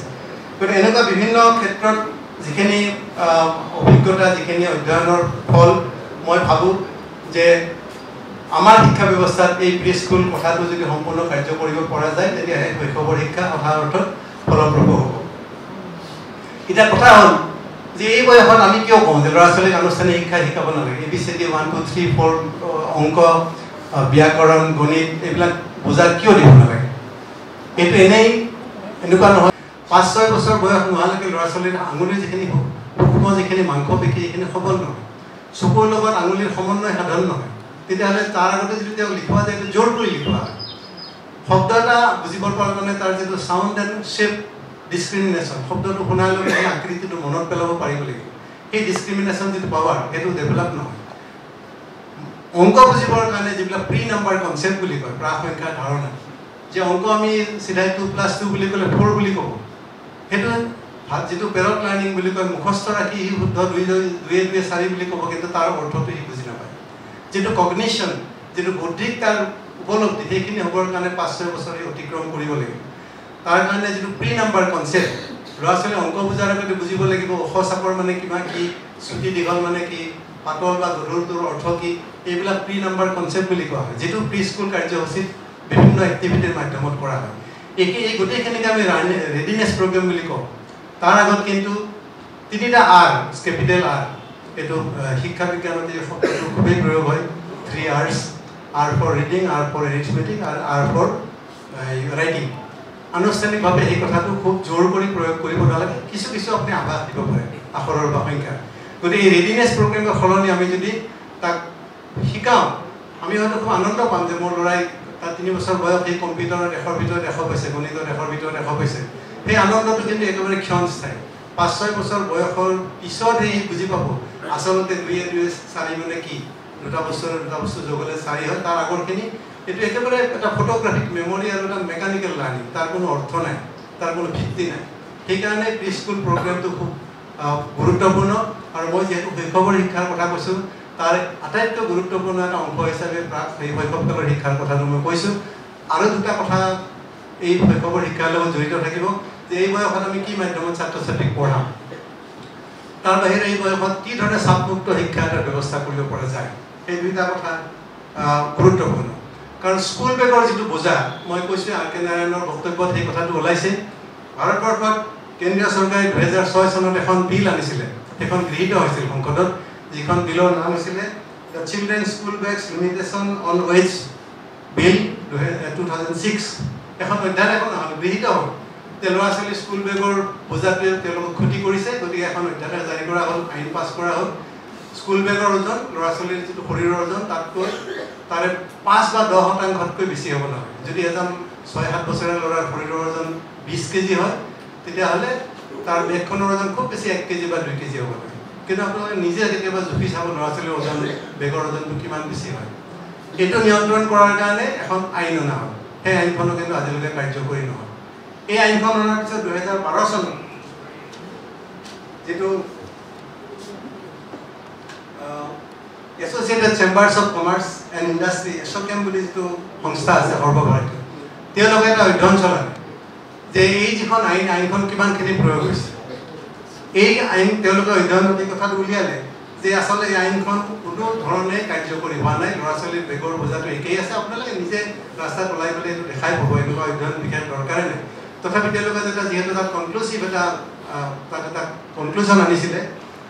এই সমীক্ষাত তেওঁলোকে কৈছিলে যে শতকৰা 82% ছাত্ৰ ছাত্ৰীৰ স্কুল বেগটোৰ ওজন তেওঁলোকৰ শৰীৰৰ ওজনৰ 35%তকৈও বেছি। 10 বছৰ বয়সৰ তলৰ প্ৰায় 58% শিশুৱে কিছু পৰিমাণে হ'লেও পিঠি আৰু কঁকালৰ বিষত ভোগে, যিটোৱে পৰৱৰ্তী জীৱনত স্থায়ী বিষ আৰু পুজ ওলোৱা পিঠিৰ সৃষ্টি কৰিব পাৰে। সমীক্ষাই সামৰি লোৱা 12 বছৰ বয়সৰ তলৰ প্ৰায় 2000 শিশুৰ ভিতৰত 1500 শিশুৱে পোন হৈ সহজভাৱে বহাত অসুবিধা পায়। শতকৰা 40টি শিশুৱে শাৰীৰিকভাৱে সক্ৰিয় নহয়। বেছিভাগ অভিভাৱকৰ অভিযোগত প্ৰকাশ যে প্ৰতিদিনে প্ৰায় 7-8টা পিৰিয়ডৰ বাবে শিশুসকলে দৈনিক 21খনকৈ কিতাপ বেগত কঢ়িয়াব লগা হয়। এইটো মই কোৱা কথা নহয়, সমীক্ষাৰ কথা। 21খনকৈ কিতাপ এতিয়া যেতিয়া শিশু এটা কান্ধত লৈ যায়, কিমান অমানৱীয়, কিমান নিষ্ঠুৰ হ'ব পাৰে, এই কথাটো শিক্ষাৰ লগত যিসকল জড়িত আছে তেওঁলোকে কিমানখিনি উপলব্ধি কৰিব পাৰিছে নাজানো। কিন্তু অভিভাৱক হিচাপে, সমাজৰ সচেতন অংশৰ ব্যক্তি হিচাপে মই ভাবোঁ যে আমাৰ শিশুসকলক যদি প্ৰকৃত ঠিক পথ নিৰ্দেশনা দিব লাগে, আমি সমাজৰ সকলোৱে এই ক্ষেত্ৰত সচেতন হৈ কিবা এটা কাম কৰিব লাগিব। তাৰপিছতেই মই যিটো অন্যতম গুৰুত্বপূৰ্ণ কথা, শিক্ষাৰ মাধ্যমৰ কথা, এইটো অতি প্ৰাসংগিক। এই বিষয়ে ক'বই লাগিব যে শৈশৱৰ শিক্ষা কি মাধ্যমত হ'ব লাগে, শিক্ষাৰ মাধ্যমটো কি হ'ব লাগে। এতিয়া মই স্বাভাৱিকতে আপোনালোকে জানে বা এইটো কথা মই ক'ব লাগিব বা কমেই যে শিক্ষাৰ মাধ্যম প্ৰাথমিক পৰ্যায়ত, মই কথাটো মন কৰিব যে প্ৰাথমিক পৰ্যায়ত বুলি কৈছোঁ। উচ্চ শিক্ষাত ইংৰাজী মাধ্যমত হ'ব, তাত কোনো আপত্তিৰ কথা নাই। কিন্তু প্ৰাথমিক পৰ্যায়ত শিক্ষাৰ মাধ্যমটো সদায় মাতৃভাষা হ'ব লাগে। আমাৰ কাৰণে অসমীয়া হ'ব পাৰে, বড়ো ছাত্ৰ ছাত্ৰীৰ কাৰণে বড়ো হ'ব পাৰে, বঙালীৰ কাৰণে বঙালী হ'ব পাৰে। কিন্তু বিজ্ঞানসন্মত কথাটো পৃথিৱীজুৰি প্ৰতিষ্ঠিত সত্যটো হৈছে যে মাতৃভাষা মাধ্যমত প্ৰাথমিক স্তৰত শিক্ষাদান হ'ব লাগে। ইয়াত কোনো জাতিৰ আৱেগ, জাতীয়তাবাদৰ কথা বা খুব আৱেগিক শ্লোগানৰ কথা নাই, এইটো এটা বিজ্ঞানসন্মত কথা। আৰু জাতীয় বিদ্যালয়ৰ জন্ম অসমীয়া জাতি, ভাষা, সংস্কৃতি ৰক্ষাৰ শ্লোগানেৰে আৰম্ভ হোৱা নাছিলে। সেইটো কথা বহুতে অলপ ভুল ব্যাখ্যা কৰে। আমি এই কথাটো কৈছিলোঁ যে যিটো জাতিৰ ল'ৰা ছোৱালী বা শিশুৱে বা নাগৰিকে নিজৰ ভাষাক শ্ৰদ্ধা কৰিবলৈ শিকিব, নিজৰ ভাষাত ল'ৰা ছোৱালীক জ্ঞান দিব, শিক্ষাদান কৰিব, তাত এইটো একেবাৰে মানে অপ্ৰতিৰোধ্যভাৱে লগে লগে নিজৰ ভাষাও ৰক্ষা হ'ব, জাতি ৰক্ষা হ'ব, সংস্কৃতি ৰক্ষা হ'ব। তাৰ কাৰণে বেলেগকৈ একো কৰিব নালাগে। নিজৰ যদি ভাষাটোক মই জন্মৰ পিছতেই শ্ৰদ্ধা কৰিবলৈ শিকোঁ, তাত যদি মই পাঠ গ্ৰহণ কৰোঁ, শিক্ষা গ্ৰহণ কৰোঁ, পৰিয়ালবিলাকত যদি নিজৰ মাতৃভাষাটোৰ প্ৰতি শ্ৰদ্ধা থাকে, তেতিয়াহ'লে জাতি, ভাষা, সংস্কৃতি এনেই ঐতিহ্য এনেই সংৰক্ষিত হ'ব। তাৰ কাৰণে বেলেগকৈ আৰু পৰিকল্পনা কৰিব নালাগে। এইটো এটা বাই প্ৰডাক্ট বা তাৰ এটা প্ৰত্যক্ষ ফল বুলি আমি বিবেচনা কৰিব পাৰোঁ, আমি যিটো এই কথাটো আমি নিজে দেখিছোঁ। এতিয়া মই কৈছোঁ যে মাধ্যম কি হ'ব লাগেতো আচলতে এটা বিতৰ্কৰ বিষয় হ'বই নালাগে। কিন্তু বিতৰ্কৰ বিষয় নহয়েই। যেনেকৈ পৃথিৱীখন সূৰ্যৰ চাৰিওফালে ঘূৰা কথাটো সত্য, মাতৃভাষা মাধ্যমত প্ৰাথমিক পৰ্যায়ত শিক্ষা গ্ৰহণ হ'ব লাগে কথাটো একেই সত্য। তাত কোনো আৰু দ্বিমত বা বিতৰ্কৰ কোনো কথা নাই। মানুহৰ এইটো নিজৰ নিজৰ চইচ। কোনোবাই ভাবিছে যে ইংৰাজী মাধ্যমত দিলে ভাল হ'ব, সেইটো তেখেতসকলৰ মত। মই ভাবিছোঁ যে মাতৃভাষা মাধ্যমত দিলে বা সেইটো মোৰ মত। তাত লৈ কোনো মানে বিদ্বেষ বিৰোধ হোৱাৰ কথাও নাই। কিন্তু যদি বিজ্ঞানসন্মত কথা, যিটো কথা বিশ্বাস কৰে যে 30টা বছৰে আমি কামখিনি কৰি আহিছোঁ, সেই কথাখিনি নিশ্চয় মই ইয়াত উপস্থাপন কৰিছোঁ বা কৰিব লাগিবই। আৰু যিটো কথা সকলোতে স্বীকৃত হৈ আহিছে। আৰু জছপালৰ ৰিপৰ্টতো এই কথাটো কৈছিলে যে মাতৃভাষাৰ যিটো প্ৰয়োজনীয়তা, আজিৰ পৰা 3টা দশক আগতে তেখেতৰ যিখন লাৰ্ণিং উইদাউট বাৰ্ডেন বুলি যিখন প্ৰতিবেদন দাখিল কৰিছিল চৰকাৰক অধ্যাপক জছপাল, তাত খুব সুন্দৰ কেইটামান কথা তেখেতে কৈছিলে। ইংৰাজী মাধ্যম আৰু মাতৃভাষা মাধ্যমৰ সুবিধা অসুবিধাৰ কথা তেখেতে উল্লেখ কৰিছিলে। এই প্ৰতিবেদনত তেখেতে কৈছিলে যে মানুহৰ বৰ্ধিত উচ্চাকাংক্ষাই এনে এক উপলব্ধিও ক্ৰমান্বয়ে দৃঢ় কৰিছে যে তেওঁলোকৰ আকাংক্ষা পূৰণৰ বাবে শিক্ষা অতি প্ৰয়োজনীয়। ইয়াৰ ফলস্বৰূপে ইংৰাজী বিদ্যালয়, যিবোৰে অতি কম বয়সতে শিশুৰ আনুষ্ঠানিক শিক্ষা আৰম্ভ কৰে, যিটো কথা মই অকণমান আগতে উল্লেখ কৰিছোঁ, সেই সময়ত ল'ৰা ছোৱালীৰ নামভৰ্তি কৰাবৰ বাবে অভিভাৱকসকলৰ দৌৰা ঢপৰা এক বলিয়ালিত পৰিণত হৈছে। তেখেতে বলিয়ালি শব্দটো ইউজ কৰিছে। মই বাৰু সেই শব্দটো বলিয়ালি বুলি ক'ব খোজা নাই, কিন্তু এইটো এক ধৰণৰ এটা ঠিক বলিয়ালিৰ পৰ্যায় নাপাইলেও এইটো এটা মানুহৰ এটা স্বাভাৱিক এটা প্ৰক্ৰিয়া হৈছে। সমাজৰ শিক্ষিত চামে ভাবে যে সামাজিক জীৱনত উন্নতি সাধনৰ বাবে ইংৰাজী ভাষাৰ ওপৰত দক্ষতা অতিশয় প্ৰয়োজন। এইটো সঁচা কথা, এইটো অস্বীকাৰ কৰিব নোৱাৰি। এই ধাৰণাটিৰ বাবে অপ্ৰতিৰোধ্যভাৱে বেচৰকাৰী উদ্যোগত ইংৰাজী মাধ্যমৰ শিক্ষানুষ্ঠানসমূহ গঢ়ি উঠিছে। এই শিক্ষানুষ্ঠানবোৰত ইংৰাজী এটা বিষয় হিচাপে শিকোৱাৰ উপৰি আন বিষয়বোৰৰ শিক্ষাদানৰ মাধ্যম ৰূপে প্ৰথম শ্ৰেণীৰ পৰা ইংৰাজী ভাষা ব্যৱহাৰ কৰা হয়। প্ৰতিবেদনত আৰু কৈছিলে, এইটো সৰ্বজন বিদিত যে ইংৰাজী মাধ্যমৰ বিদ্যালয়ত পঢ়া কোমল বয়সৰ ছাত্ৰ ছাত্ৰীসকলে বিজ্ঞান আৰু সমাজ বিজ্ঞানৰ বিষয়বোৰ একো নুবুজাকৈ মুখস্থ কৰি থয়। শিক্ষা বিজ্ঞানৰ এইটো এটা প্ৰতিষ্ঠিত মত যে মুখস্থ কৰি মনত ৰখা কথাবোৰ শিশুৰ বাবে বোজাই হৈ পৰে। মাতৃভাষাৰ বাহিৰে আন ভাষাৰ মাধ্যমত শিশুটিক শিক্ষাদান কৰিলে সেয়া শিশুটিৰ শৈক্ষিক বজাৰেদি বৃহৎ উৎস হৈ পৰে। মই ইংৰাজী কথাটো ইয়াত উল্লেখ কৰিছোঁ বহুতৰ কাৰণে বুজিবলৈ আৰু সহজ হ'ব। It is a well-known fact that young children studying in English medium schools mug up the content of science and social science without understanding. It is an accepted principle of pedagogy that whatever is memorized without understanding proves burdensome for children. Any language other than the mother tongue of the child, if used as a medium of instruction, is a big source of academic burden on children. চহৰ আৰু উপকণ্ঠ অঞ্চলৰ বেছিভাগ পিতৃ মাতৃ এই সত্যটো উপলব্ধি কৰিব নোৱাৰে, বৰঞ্চ তেওঁলোকে ইংৰাজী ভাষা শিক্ষাৰ মাধ্যম ৰূপে প্ৰচলন কৰিবলৈ বেছি চেষ্টাহে কৰা দেখা যায়। ছবিখন এতিয়াও অপৰিৱৰ্তিত আৰু সেইকাৰণে অধ্যাপক যশপালৰ এই কথাখিনি আজিও প্ৰাসংগিক। ইউনেস্কোৰ সমীক্ষাই এই কথাটো প্ৰমাণ কৰিছে যে যিসমূহ ল'ৰা ছোৱালীয়ে প্ৰাথমিক পৰ্যায়ত মাতৃভাষা শিক্ষা আহৰণ কৰে তেওঁলোকে ভৱিষ্যতে আন এটা দ্বিতীয় ভাষা আন এটা তৃতীয় ভাষা শিকাৰ কাৰণে তেওঁলোকৰ কাৰণে বহুত বেছি তুলনামূলকভাৱে তেওঁলোকৰ সহজ হয়। সৰুৰ পৰা বিদেশী মাধ্যমত শিক্ষা গ্ৰহণ কৰা ছাত্ৰ ছাত্ৰীৰ তুলনাত মাতৃভাষা মাধ্যমত অধ্যয়ন কৰা ছাত্ৰ ছাত্ৰীসকলে আন এটা ভাষা দ্বিতীয় ভাষা বা তৃতীয় ভাষা বেছি সহজে আয়ত্ত কৰে। ইউনেস্কোৰ সমীক্ষাই এই কথাটো প্ৰতিবদ্ধ কৰিছে। অলপতে শেহতীয়াকৈ ইথিঅপিয়াতে তেনেকুৱা এটা অধ্যয়ন হৈছিলে, সমীক্ষা হৈছিলে। তাত মাতৃভাষা মাধ্যমত প্ৰাথমিক পৰ্যায়ত প্ৰৱৰ্তন কৰি পৰৱৰ্তী সময়ত ইংৰাজী মাধ্যমলৈ গৈছে। গতিকে তাতো এই কথাটো তেওঁলোকে কি ধৰণৰ সুফল পাইছে, এই ধৰণৰ বিভিন্ন প্ৰতিবেদন ওলাইছে, গৱেষণাৰ তথ্য ওলাইছে, সেইবিলাক মই বিতংকৈ ক'বলৈ নাযাওঁ। কিন্তু শেহতীয়াকৈ যিহেতু আমাৰ ৰাষ্ট্ৰীয় শিক্ষানীতি 2020খন একেবাৰে শেহতীয়া ডকুমেণ্ট, এই কথাটো ইয়াত উল্লেখ কৰাৰ প্ৰয়োজন বুলি মই ভাবিছোঁ। আৰু ৰাষ্ট্ৰীয় শিক্ষানীতি 2020 চনত মাতৃভাষা মাধ্যমৰ সপক্ষে যথেষ্টখিনি কথা সাৱলীলভাৱে উত্থাপন কৰিছে। দফা 4.11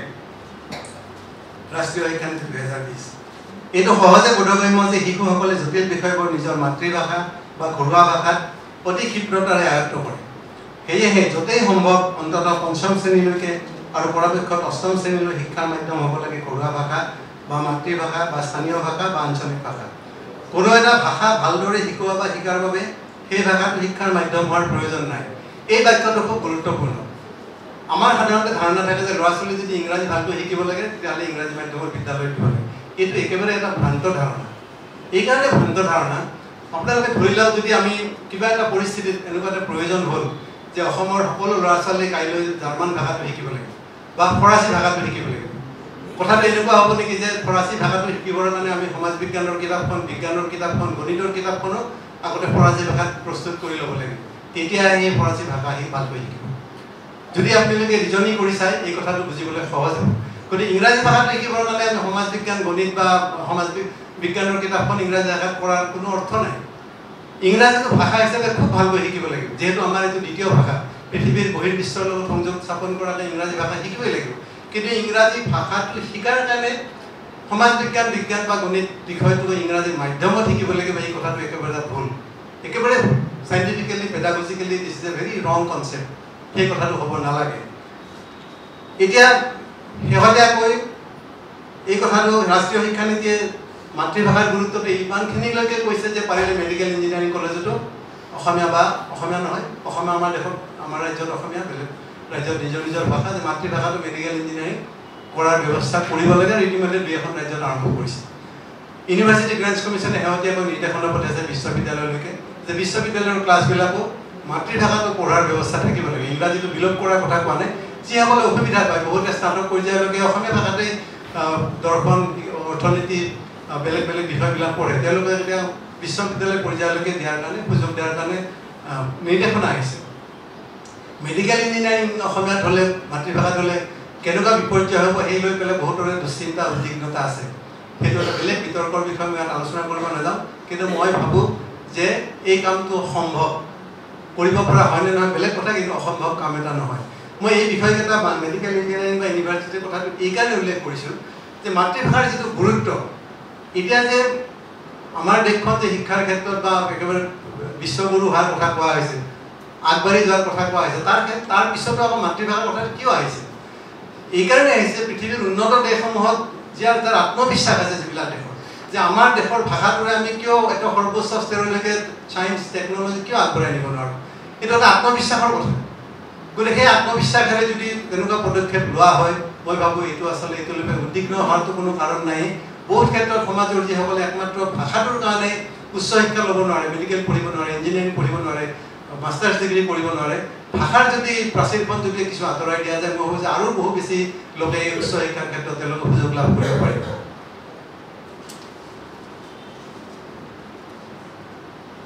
গতিকে এইখিনি যিখিনি মাতৃভাষা সম্পৰ্কীয় কথা, আমি ভাবোঁ যে ইয়াৰ ক্ষেত্ৰত বেলেগ বিতৰ্কৰ কথা হ'ব নালাগে। মাতৃভাষা মাধ্যমটো এটা মানে অতি উৎকৃষ্ট বা বিজ্ঞানসন্মত পন্থা। আৰু মই কেৱল এটা কথাই সদায় কৈ থাকোঁ যে বিভিন্ন কাৰণত বিভিন্ন পৰিস্থিতিত আপুনি কেতিয়াবা অভিভাৱকক দোষ দিব নোৱাৰে। খুব ইচ্ছা থাকিলেও কেতিয়াবা অসমীয়া মাধ্যমৰ বা মাতৃভাষা বিদ্যালয়ত দিব নোৱাৰে। আজিৰ পৰা 25-30 বছৰ আগত এনেকুৱা এটা অৱস্থা আছিল যে চৰকাৰী বিদ্যালয়বিলাকৰ ল'ৰা ছোৱালীক দিব পৰা অৱস্থা এটা নাই।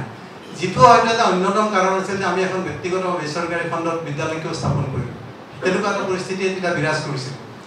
আজিকালি বিদ্যালয়বিলাকৰ চৰকাৰী বিদ্যালয়বিলাকৰ অৱস্থা তুলনামূলকভাৱে বহুতখিনি ভাল কৰা হৈছে। বিনামূলীয়া খাদ্য যোগান ধৰা হৈছে, পোচাক দিয়া হৈছে, কিতাপ দিয়া হৈছে। কিন্তু তাৰ বিপৰীতে আমি কি দেখিছোঁ যে বিদ্যালয়বিলাকৰ পৰা ল'ৰা ছোৱালীৰ সংখ্যা কমি গৈছে, বহুত বিদ্যালয় বন্ধ কৰি দিবলগীয়া হৈছে। কিন্তু বিভিন্ন কাৰণত, অন্যান্য বৃত্তিগত কাৰণত বহুতে কেতিয়াবা বেলেগ ইংৰাজী মাধ্যমত দিবলগীয়া হয়। সেইটোলৈ আমি বিতৰ্কলৈ যাব নালাগে। মই কেৱল এটা কথাই ক'ব খোজোঁ যে আমাৰ যদি জাতি, ভাষা, সংস্কৃতি, ঐতিহ্য যদি ঠিক কৰি ৰাখিব লাগে, ল'ৰা ছোৱালীক যি মাধ্যমতে নিজৰ সতি সন্ততি নাতি নাতিনীক যি মাধ্যমতে নপঢ়াওঁ কিয়, তেওঁলোকক কিন্তু নিজৰ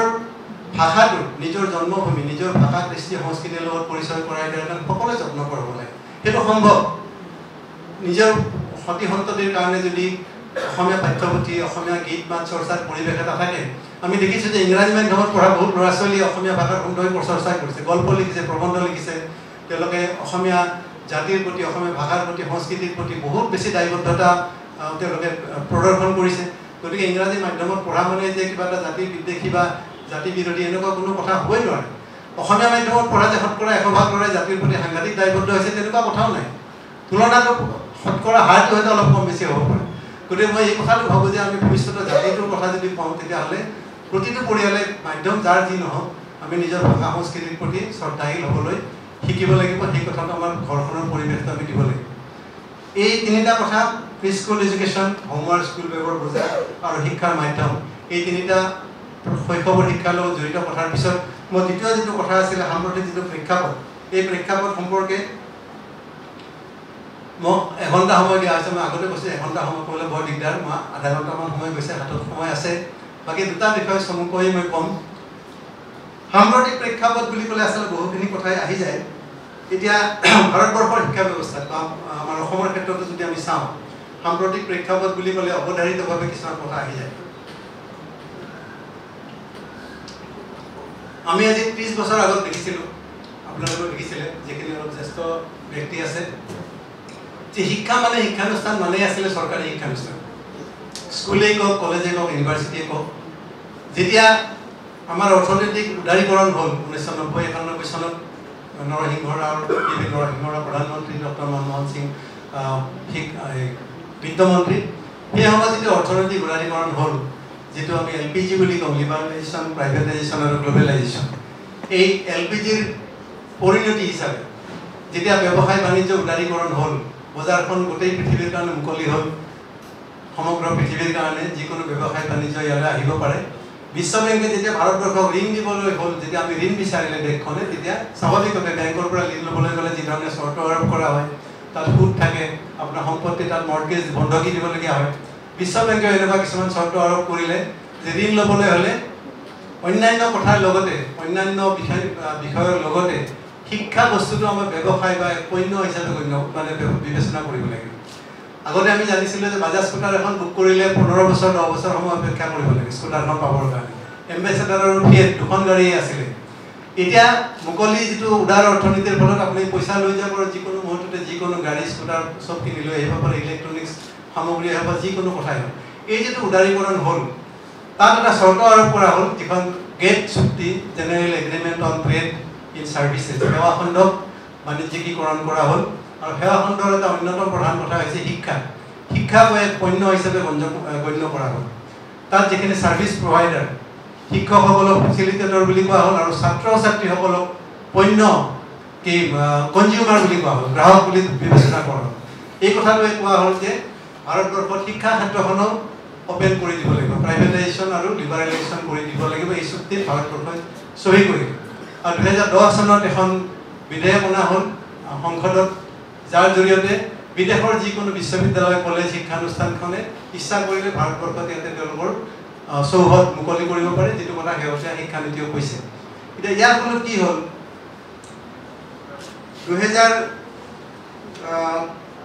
1990 চনত ভাৰতবৰ্ষত প্ৰাইভেট ইউনিভাৰ্চিটি ব্যক্তিগত খণ্ডৰ বা বেচৰকাৰী খণ্ডৰ বিশ্ববিদ্যালয় এখনো নাছিলে আৰু 2017-18 চনত এনেকুৱা বিশ্ববিদ্যালয়ৰ সংখ্যা 343খন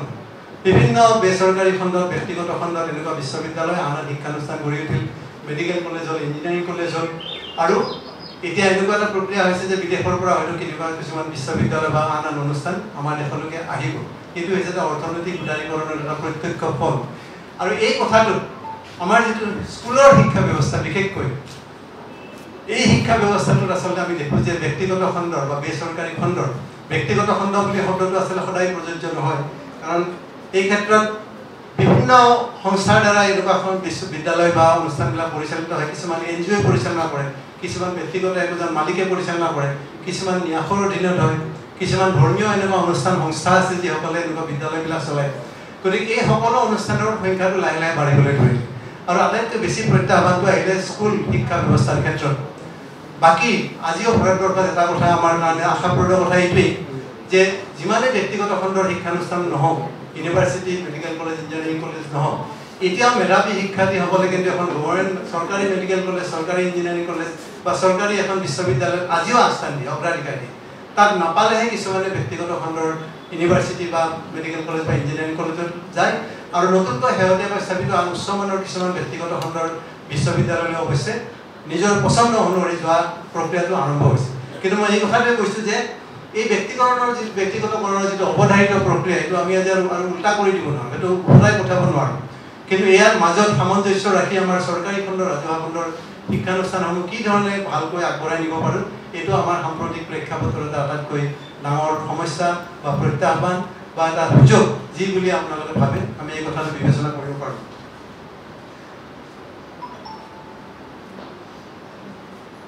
এতিয়া এই যিবিলাক শিক্ষানুষ্ঠান বাহিৰৰ শিক্ষানুষ্ঠান ইয়ালৈ অহাৰ কথা হৈছে আমাৰ শিক্ষানুষ্ঠান দৰকাৰ হ'লে IISc কেম্পাছৰ বাহিৰলৈ যাব পাৰে মই ব্যক্তিগতভাৱে ভাবোঁ আমাৰ লক্ষ্যটো এইটোৱে হ'ব লাগে ৰাজহুৱা খণ্ডত যে চৰকাৰে এই কথাটোৱে কৰিব লাগে যে আমাৰ যিবিলাক শিক্ষানুষ্ঠান আমি স্থাপন কৰোঁ ইণ্ডিয়ান ইনষ্টিটিউট অফ টেকনলজি হওক ইণ্ডিয়ান ইনষ্টিটিউট অফ মেনেজমেণ্ট হওক Indian institute of science medical college all Indian institute of medical science এই ধৰণৰ শিক্ষানুষ্ঠানসমূহৰ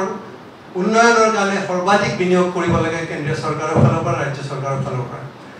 এই বিনিয়োগ দৰকাৰ হ'লে 10%লৈকে বঢ়াই দিয়া হওক আৰু এই শিক্ষানুষ্ঠানবিলাক এনেকুৱা এটা চেণ্টাৰ অফ এক্সিলেঞ্চ কৰিব লাগে যে যিদৰে আজি বিদেশৰ উচ্চমানৰ বিশ্ববিদ্যালয়সমূহলৈ আমাৰ ছাত্ৰ ছাত্ৰীসকল গৈছে তাত বৃত্তিলৈ সুযোগ পাইছে পঢ়াৰ কাৰণে এনেকুৱা এটা প্ৰক্ৰিয়াৰ কাৰণে আমি লক্ষ্য বান্ধিব লাগে যে আমাৰ অনুষ্ঠানবিলাকৰ চেণ্টাৰ অফ এক্সিলেঞ্চ ইয়ালৈ দেশ বিদেশৰ বিভিন্ন বিদেশৰ ছাত্ৰ ছাত্ৰী ইয়ালৈ সোঁতটো উল্টা ইয়ালৈ আহিব তেতিয়াহে আচলতে আমি শিক্ষাৰ ক্ষেত্ৰত আমাৰ দেশখন পৃথিৱীৰ এখন অগ্ৰণী দেশ হিচাপে আমি পৰিগণিত হ'ব পাৰিম আমাৰ শেহতীয়া যিটো শিক্ষানীতিয়ে এই ক্ষেত্ৰত এটা কথা কৈছে ব্যক্তিগত বা বিশ্ববিদ্যালয়ৰ ক্ষেত্ৰত তেওঁলোকে যিটো পৰামৰ্শ আগবঢ়াইছে তাত এই কথাটো কোৱা হৈছে পাব্লিক সেক্টৰৰ যিখিনি শিক্ষানুষ্ঠান এই শিক্ষানুষ্ঠানখনৰ যিখিনি গুৰুত্ব এই গুৰুত্বটো সম্পূৰ্ণ অক্ষত ৰখাৰ কাৰণে শেহতীয়াকৈ যিখিনি শিক্ষানীতি তেওঁলোকে ইয়াত উল্লেখ কৰিছে NEP যিটো ক্লজ 8.3 তাত এই কথাটো কোৱা হৈছে the current regulatory regime has not been able to curb the commercialization and economic exploitation of parents by many quote for profit unquote private schools yet at the same time it has all too often inadvertently discouraged public spirited philanthropic schools ভাৰতবৰ্ষত বৰ্তমান এই কথাটো হৈছে যিবিলাক ব্যক্তিগত খণ্ডৰ শিক্ষানুষ্ঠান মানে আটাইবোৰে মুনাফালোভী বা খুব সাংঘাতিক লাভ অৰ্জন কৰা নিশ্চয় নহয় মই কৈছে তাত বিভিন্ন প্ৰক্ৰিয়া জড়িত হৈ থাকে ন্যাসবিলাকো বহুত চলায় অসম জাতীয় বিদ্যালয় এখন ব্যক্তিগত খণ্ড বা বেচৰকাৰী খণ্ডৰ বিদ্যালয় ন্যাসৰ দ্বাৰা পৰিচালিত ইয়াত ফৰ প্ৰফিট কোনো কথা নাই তাৰ লাভ অৰ্জনৰ কোনো কথা নাই এটা নিশ্চয় সাৰপ্লাস হ'ব সাৰপ্লাসটোৰে আকৌ শিক্ষানুষ্ঠানৰ উন্নয়নৰ কাৰণে এইটো ব্যৱহৃত হ'ব বা হ'ব লাগে কিন্তু নতুন শিক্ষানীতিত এই কথাটো কৈছে যে বৰ্তমানৰ ব্যৱস্থাটোৱে যিবিলাক খুব বেছি মুনাফালোভী শিক্ষানুষ্ঠান সেইবিলাকক নিয়ন্ত্ৰণ কৰাত বৰ্তমানৰ ব্যৱস্থাটো ব্যৰ্থ হৈছে আনহাতে যিবিলাক পাব্লিক স্পিৰিটেড ফিলান্থ্ৰপিক স্কুলছ অসম জাতীয় বিদ্যালয় কওক বা এনেকুৱা গোটেই দেশখনতে বহুত আছে ভাল চেৰিটেবল ট্ৰাষ্টবিলাকে এনেকুৱা বেচৰকাৰী খণ্ডত বহুত শিক্ষানুষ্ঠান কৰিছে সেইবিলাকক চৰকাৰে কিন্তু কোনো ধৰণৰ উৎসাহ যোগোৱা নাই সেইবিলাকক কোনো ধৰণৰ সহায় বা সাহায্য আগবঢ়োৱা নাই NEP এই কথাটো কৈছে নতুন শিক্ষানীতি যে এই দুইটাৰ মাজত এটা ভাৰসাম্য ৰক্ষা কৰি এনেকুৱা শিক্ষানুষ্ঠানবিলাকক সহায় আৰু হাত আগবঢ়াব লাগে আগবঢ়াই লৈ যাব লাগে কাৰণ শিক্ষাৰ বিস্তাৰৰ কাৰণে প্ৰসাৰৰ কাৰণে একমাত্ৰ চৰকাৰী খণ্ডৰে যিহেতু আমাৰ ভাৰতবৰ্ষৰ ইমান 140 কোটি মানুহৰ দেশ যিহেতু সামৰি ল'ব এতিয়াও পৰা নাই গতিকে ভাল সুস্থভাৱে ব্যক্তিগত খণ্ডত শিক্ষানুষ্ঠান হ'লে বাকী কথাখিনি যদি চৰকাৰী নিয়ন্ত্ৰণত কিছু কথা থাকে তেতিয়াহ'লে নিশ্চয় আপত্তি কৰিবলগীয়া থকা কথা নাথাকে তেওঁলোকে 8.4ত আৰু এটা কথা কৈছে সেইটো খুব গুৰুত্বপূৰ্ণ The public education system is the foundation of a vibrant democratic society. নতুন এই শিক্ষানীতি খুব সুন্দৰকৈ এই কথাটো কৈছে যে এখন যদি গতিশীল গণতান্ত্ৰিক সমাজৰ কাৰণে পাব্লিক এডুকেশ্যন চিষ্টেম ৰাজহুৱা খণ্ডৰ শিক্ষা ব্যৱস্থাটো আটাইতকৈ গুৰুত্বপূৰ্ণ and the way it is run must be transformed and invigorated in order to achieve the highest levels of educational outcomes for the nation. গতিকে আমি ৰাষ্ট্ৰখনৰ মংগলৰ কাৰণে উন্নতিৰ কাৰণে যদি আগবাঢ়িব লাগে পাব্লিক এডুকেশ্যন চিষ্টেমটো সমানে সমৃদ্ধ কৰি আগবঢ়াই লৈ যাব লাগিব at the same time the private philanthropic school sector must also be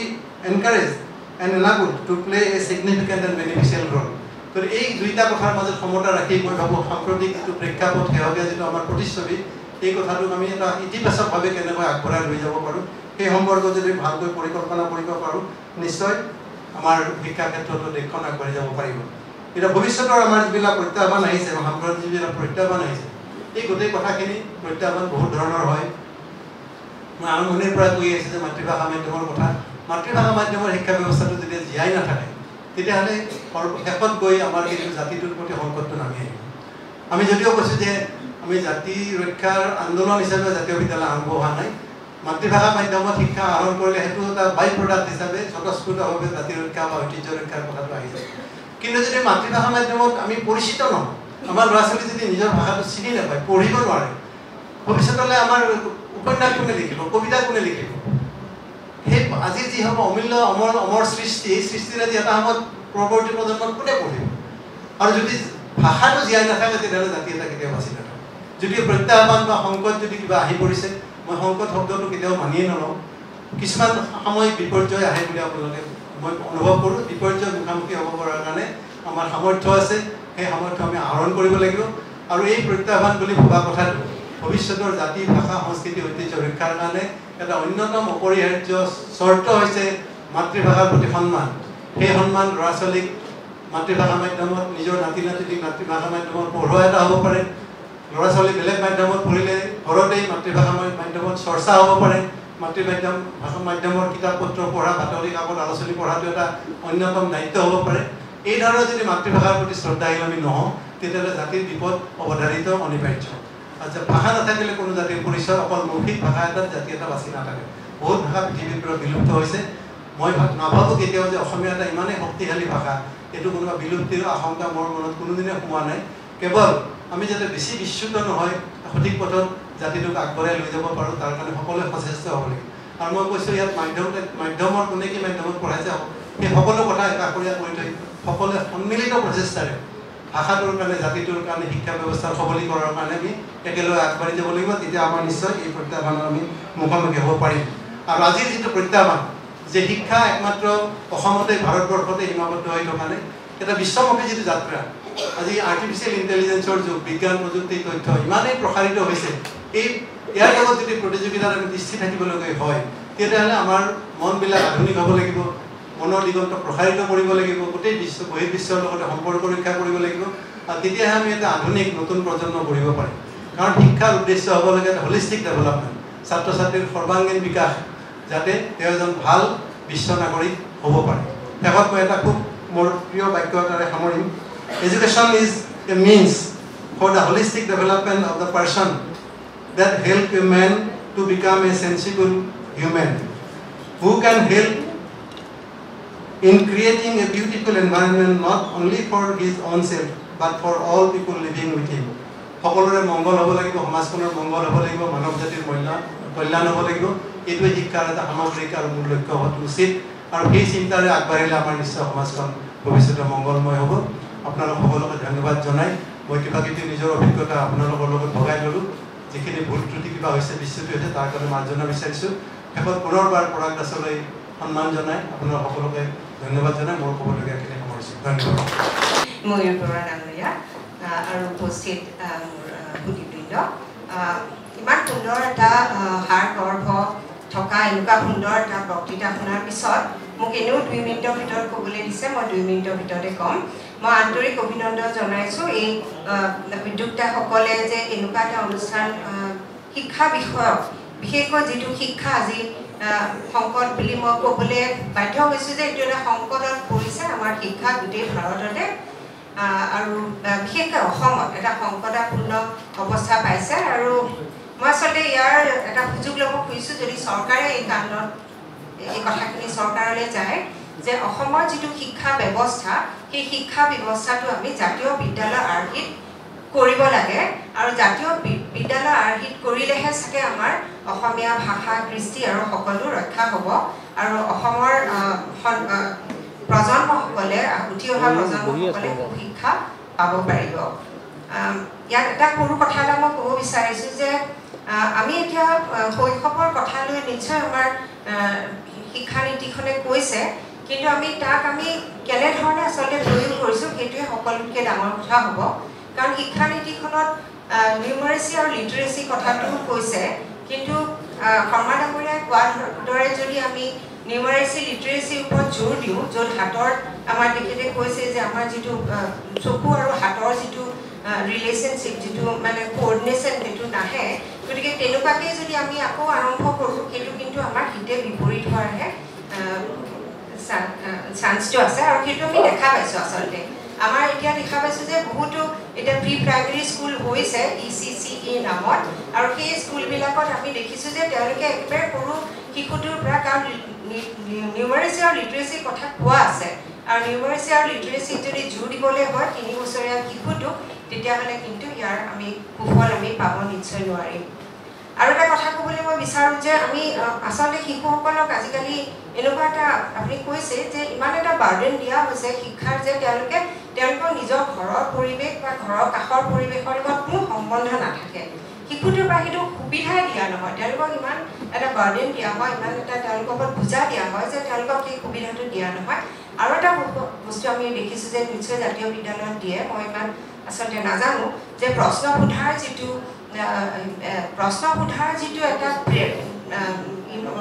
প্ৰেৰণা, যে ছাত্ৰটোৱে যে প্ৰশ্ন সুধিব পাৰে, তাৰ যিটো ক্লাছৰুমত যিটো প্ৰেৰণা, সেই প্ৰেৰণাটো বা সেই উৎসাহটো কৰাৰ যিটো এটা ব্যৱস্থা, সেই ব্যৱস্থাটো নিশ্চয় আমি এই শৈশৱ কালৰ পৰাই কৰিব লাগিব। আৰু নহ'লে আমি দেখা পাওঁ যে পিছলৈ যেতিয়া সমাজত যিটো দুৰ্নীতি হয় বা অন্যায় হয়, সেই অন্যায় বা দুৰ্নীতিবিলাক নাজানো, তেতিয়ালৈকে মই ভাবোঁ যে আমাৰ শিক্ষা সম্পূৰ্ণ নহয়। এইখিনিকে মই আচলতে 2 মিনিট চাগে হৈয়ে গ'ল। এইখিনিসকলক ধন্যবাদ দিছোঁ যে মোক ইয়ালৈ মাতি আনি 2 এষাৰ কথা ক'বলৈ দিছে, তাৰ বাবেও ধন্যবাদ দিলোঁ। অশেষ ধন্যবাদ।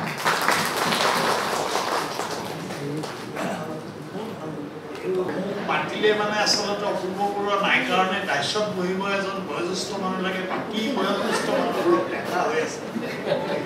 কাৰ্যত, গতিকে সেইকাৰণে সভাপতি ঠিক নহয়। যি কি নহওক, আজি এটা পবিত্ৰ দিন বুলি আমি জ্ঞান কৰি আহিছোঁ তাহানিৰে পৰা। পৰাগ দাস আছিল আচলতে আগন্তুক অসমীয়া মানুহক বাট দেখুওৱা আৰু অসমীয়া মানুহক জীয়াই থকাৰ প্ৰেৰণা, মানুহ হিচাপে জীয়াই থকাৰ প্ৰেৰণা দিছা এজন বিৰল ব্যতিক্ৰমী যুৱকৰ সময়তে ঢুকা এই ঘটনাতে পঢ়িছিল, কলেজত পঢ়িছিল, আপোনাৰ ইংৰাজীও জানিছিল, ষ্টিপেন্সত পঢ়িছিল। এই যে আমি ভাষা মাধ্যম কওঁ, মই যিবোৰ বিদেশৰ দেশত কেতিয়াবা মই গৈছোঁ, গৈছোঁ মানে কাৰোবাৰ লেণ্ডটো হৈ গৈ বহুত ঠাইত গৈছোঁ, তাত দেখিলোঁ যে ভাষাৰ কথাটো বৰ যোনে সাহিত্যৰ বক্তৃতা দিব যোনে উদ্ভাৱনা কৰিব তেখেতৰ ভাষাটো হয় কিন্তু বাকী লণ্ডনখনৰ বাকীবিলাকক দেখিছোঁ যে ভাষাটো লৈ আপুনি ভাষাটো উইক আপুনি বেয়া ইংৰাজী কৈছে এইবুলি বাটে ঘাটে কোৱাৰ কথা নাই আমি গাঁৱত যেতিয়া পঢ়িছিলোঁ তেতিয়া অৱশ্যে ঠাট্টা মস্কৰা চলিছিল এই ইংৰাজী কয় ফাল্টু এটা কিন্তু মামণি গোস্বামীক আপোনাৰ কোনোবাই পৃথিৱীত কেতিয়াবা ৰামায়ণী সাহিত্যৰ ইমান পণ্ডিত বিশিষ্ট বনায় কাৰণ বাকী পৃথিৱীয়ে কণ্টেণ্ট চায় আমি আপোনাৰ এইটো চাওঁ যিটো আমাৰ এই পাণবজাৰৰ যিটো চেহেৰা আমি ল'ৰালিতে পাণবজাৰলৈ যিখন পাণবজাৰ দেখিছিলোঁ ইয়াত হৃদয় আছে ইয়াত জ্ঞানৰ ভঁৰাল আছিল ইয়াত মানুহ আছে গাঁৱৰ পৰা আহি আপোনাৰ ৰেডিঅ' ফোনিক্সৰ দুৱাৰমুখত থিয় হৈছিলোঁ আনকি মই কাফেটেৰিয়া চাবলৈ আমাৰ গাঁৱৰ পৰা আহিছিলোঁ এই গৌৰীশংকৰহঁতে হোটেল দিছে আপোনাৰ গুৱাহাটীত লগতে কি কেবিন আছিল সেই কেবিনত কাফেটেৰিয়া বুলি কাটলেট বিকে আমি দেখিছিলোঁ যে পাণবজাৰখন তেনেকুৱা আছিল আপোনাৰ নীৰজ চৌধুৰী সোণৰ চেণ্ডেল পিন্ধি গেঞ্জি নিপিন্ধে ভিলাইটৰ পৰা নামি আহে ৰিক্সা এখন লৈ তাৰ মাজতে কিবা পাইছিল এবাৰ আপোনাৰ অঞ্জলি মেধিৰ বিয়া চাব আহিলোঁ আপোনাৰ শুনিলোঁ যে জগদীশ মেধি ছাৰে চৰ্ত দিছে তই যদি হিন্দুমতে বিয়া কৰ তেতিয়াহ'লে বিয়া হ বিদেশী ফৰেনাৰৰ লগত বিয়া হৈছিল দীঘলী পুখুৰীৰ পাৰত আপোনাৰ বিয়া পাতিছিল তালৈও চাব আহিছিলোঁ গাঁৱৰ পৰা আহিছিলোঁ এতিয়া অসমখন পাণবজাৰখনৰ যিটো সিদিনাখন দেখিলোঁ আমাৰ অজয় দত্তই দুখ কৰি ক'লে যে মোৰ পাণবজাৰখন দেখিলে এতিয়া চকু পানী ওলায় পাণবজাৰ মৃতপ্ৰায় হ'ল পাণবজাৰ মৃতপ্ৰায় হ'ল মানে অসমীয়া জাতিটোৰ ভৱিষ্যত সংশয়পূৰ্ণ হ'ল আৰু সেই সংশয়মুক্ত কৰাৰ সংগ্ৰামখনত যিয়ে নেতৃত্বদান কৰাৰ কথা আছিল আৰু কিছু আপোনাৰ সম্ভাৱনাপূৰ্ণ যুৱ নেতৃত্বৰে এটা আশাৰ সঞ্চাৰ কৰিছে এই পৰাগ দাসৰ মৃত্যু জাতিৰ কাৰণে ক্ষতি আৰু মই ভাবোঁ যে অসমৰ ভৱিষ্যতত মানুহৰ অসম গঢ়াৰ অসমীয়া অসম গঢ়াৰ যিসমূহ মানুহ হত্যা হৈ আছে আগন্তুক দিনত হ'ব জাতীয় বিদ্যালয়ৰ কথা কৈছে যে আমাৰ বহুতে নাজানে মই কেইবছৰমান আগতে কিবা সাংবাদিকৰ বক্তৃতা দিব গৈছিলোঁ মানকাছাৰত সাংবাদিক কেইজনমান মাতি লৈ জাতীয় বিদ্যালয় কি কেইখন আছিল তেওঁ কৈছে ছাৰ এতিয়া 85 মান আছে তাৰমানে মানকাছাৰত 85খন জাতীয় বিদ্যালয় আছে হোজাইতো এখন জাতীয় বিদ্যালয় আছে ভাল জাতীয় বিদ্যালয় মই গৈছিলোঁ হোজাইত চহৰখনত পৰিছে অৱস্থাপনা তাতো পৰিছে আপোনাৰ শিৱসাগৰৰ 16 কিলোমিটাৰ দূৰত 4 মহলীয়া আপোনাৰ জাতীয় বিদ্যালয় আছে তালৈ গৈছিলোঁ চৰে চাপৰিৰ জাতীয় বিদ্যালয় হৈছে আৰু প্ৰয়োজনত মানুহে এইটো কৰিবই আৰু চৰকাৰৰ বুলি কওঁতে এটা মোৰ গাঁৱৰ বিদ্যালয়খনত মই 45 বছৰ একাধাৰে পৰিচালনা সমিতিৰ সদস্য আৰু 27 বছৰ মই সভাপতি আছিলোঁ থকাৰ পিছত আপোনাৰ হ'ল চৰকাৰে এটা নতুন নিয়ম কৰিলে 65 আৰু আচৰিত আপোনাৰ মেডিকেল কলেজৰ চাৰ্জাৰী কৰা ডাক্তৰ এজনৰ বয়স হ'ল 70 ৰিটায়াৰ হ'ব ভাইচ চেঞ্চেলাৰৰ বয়স হ'ল 70 ৰিটায়াৰ হ'ব আৰু আপুনি কটন কলেজৰ পৰা ৰিটায়াৰ হৈ 65 বছৰ একদিনত গাঁৱৰ পাঠশালা স্কুলখনৰ কোনোবা সভাপতি পাতিব খুজিলে আপোনাক নেপাতে আপুনি পাতিব নোৱাৰে চৰকাৰী মতে আপুনি হ'ব নোৱাৰে কাৰণ আমাৰ ডেকা ল'ৰাবিলাক হ'বলৈ এই কথা অপ্ৰিয় হ'লেও সঁচা যে আমি জাতিটোই জাতি হিচাপে একত্ৰিত হ'ব নোৱাৰিলোৱেই পৰাগ দাসে সেই চেষ্টাটো কৰিছিলে আৰু পৰাগ দাসৰ মাজত বিৰল ব্যক্তিত্বী ক্ষমতাটো আছিল তেওঁ বড়োৰ যিমান আত্মীয় আছিল তেওঁ চৰ চাপৰিৰ মানুহ আমি বাংলাদেশীক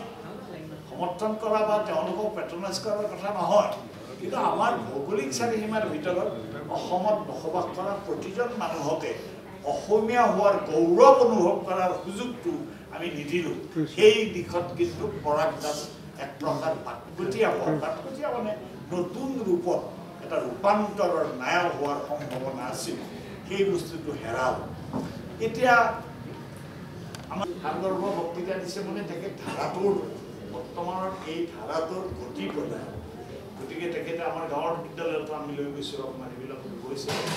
তেখেতৰ এই এটা হেৰি আছে কিন্তু গোটেই দুখৰ আৰু পৰিতাপৰ কথা হ'ল যে আমাৰ জাতিটো যেতিয়া অসম প্ৰেমীটোৰ অভাৱ নাই যোৱা 4টামান দশকত আপোনাৰ অসমত অসম প্ৰেমীৰেই আমাৰ মাজত প্ৰতিদ্বন্দ্বিতা চলি জাতিটো ক্ষতিগ্ৰস্ত হোৱাত কিন্তু এবাৰ আপোনাৰ অসম আন্দোলনৰ সময়ত ওলাই ধীৰেশ্বৰ কলিতা আপোনাৰ এই বিৰি খায় ধীৰেশ্বৰ দাই যাই পেলাই CPM-ৰ এই পতংগৰ অফিচ আছিল TSC নিৰ্বাচন ধীৰেশ্বৰ দাই ক'লে বোলে হেৰিহে এই বৰক্ষেত্ৰীত এটা কেণ্ডিডেট দিব পাৰি হে এই বুলি উলিয়াওঁতে মোৰ নাম কোনোবা এটা শুনিলে লিক হ'ল ৰাতি মোৰ গাঁৱৰ ঘৰটো জ্বলাই দিলে এই মধুমিতাত আপোনাৰ নাম সমাহতে চাহ খাই তাতে অটল বিহাৰী বাজপেয়ী আহিব আপোনাৰ হেৰিয়াত বঁটা আহিব তাৰে মিটিঙত যাম কিন্তু মোৰ গাঁৱত ঘৰটো জ্বলাইছে নাম সমাহতৰ লগত তাতে আড্ডা দি চবে আড্ডা দিয়ে আমি এটা উপৰুৱা জাতিৰ দৰে কথা বতৰাবোৰ এনেকৈ কওঁ যেনিবা আপোনাৰ অতি শিক্ষিত মানুহ মই আপোনাৰ মুছলমান বুলি ক'লে মোৰ কোনো পৰিচয়ে নাই আচলতে মই অসমীয়াটোৱে হ'ল মোৰ একমাত্ৰ পৰিচয় আৰু বাস্তৱতে সেইটো পৰিচয় মোৰ পৰিয়ালটোৰ 70% মানুহ আপোনাৰ আমি মানুহ আমাৰ এই উপাধিৰ লগত সম্পৰ্ক নাই মোৰ ল'ৰাটোৰ নাম চাম এনেকৈ থোৱা নাই এই ৰাছেল বোলাটোৰ আপোনাৰ নাম থবৰ সময়ত মাকে হেৰি গালি কৰিলে ইমান অপদাৰ্থ পিতৃ তুমি ল'ৰাটো ডাঙৰ হ'ল তাক নাম থ'ব পৰা নাই মই কাৰণ বাদ্যন ৰাছেলৰ কিতাপ পঢ়ি আছিলোঁ মই বোলে এই ফিলচফাৰৰ দৰে হ'লে ইয়াৰ নাম ৰাছেল হ'ব এইটো বুলি আমি মানে তেনেকৈ ডাঙৰ হ'ল মোৰ সৰুটোৰ নাম আপোনাৰ বনজিৎ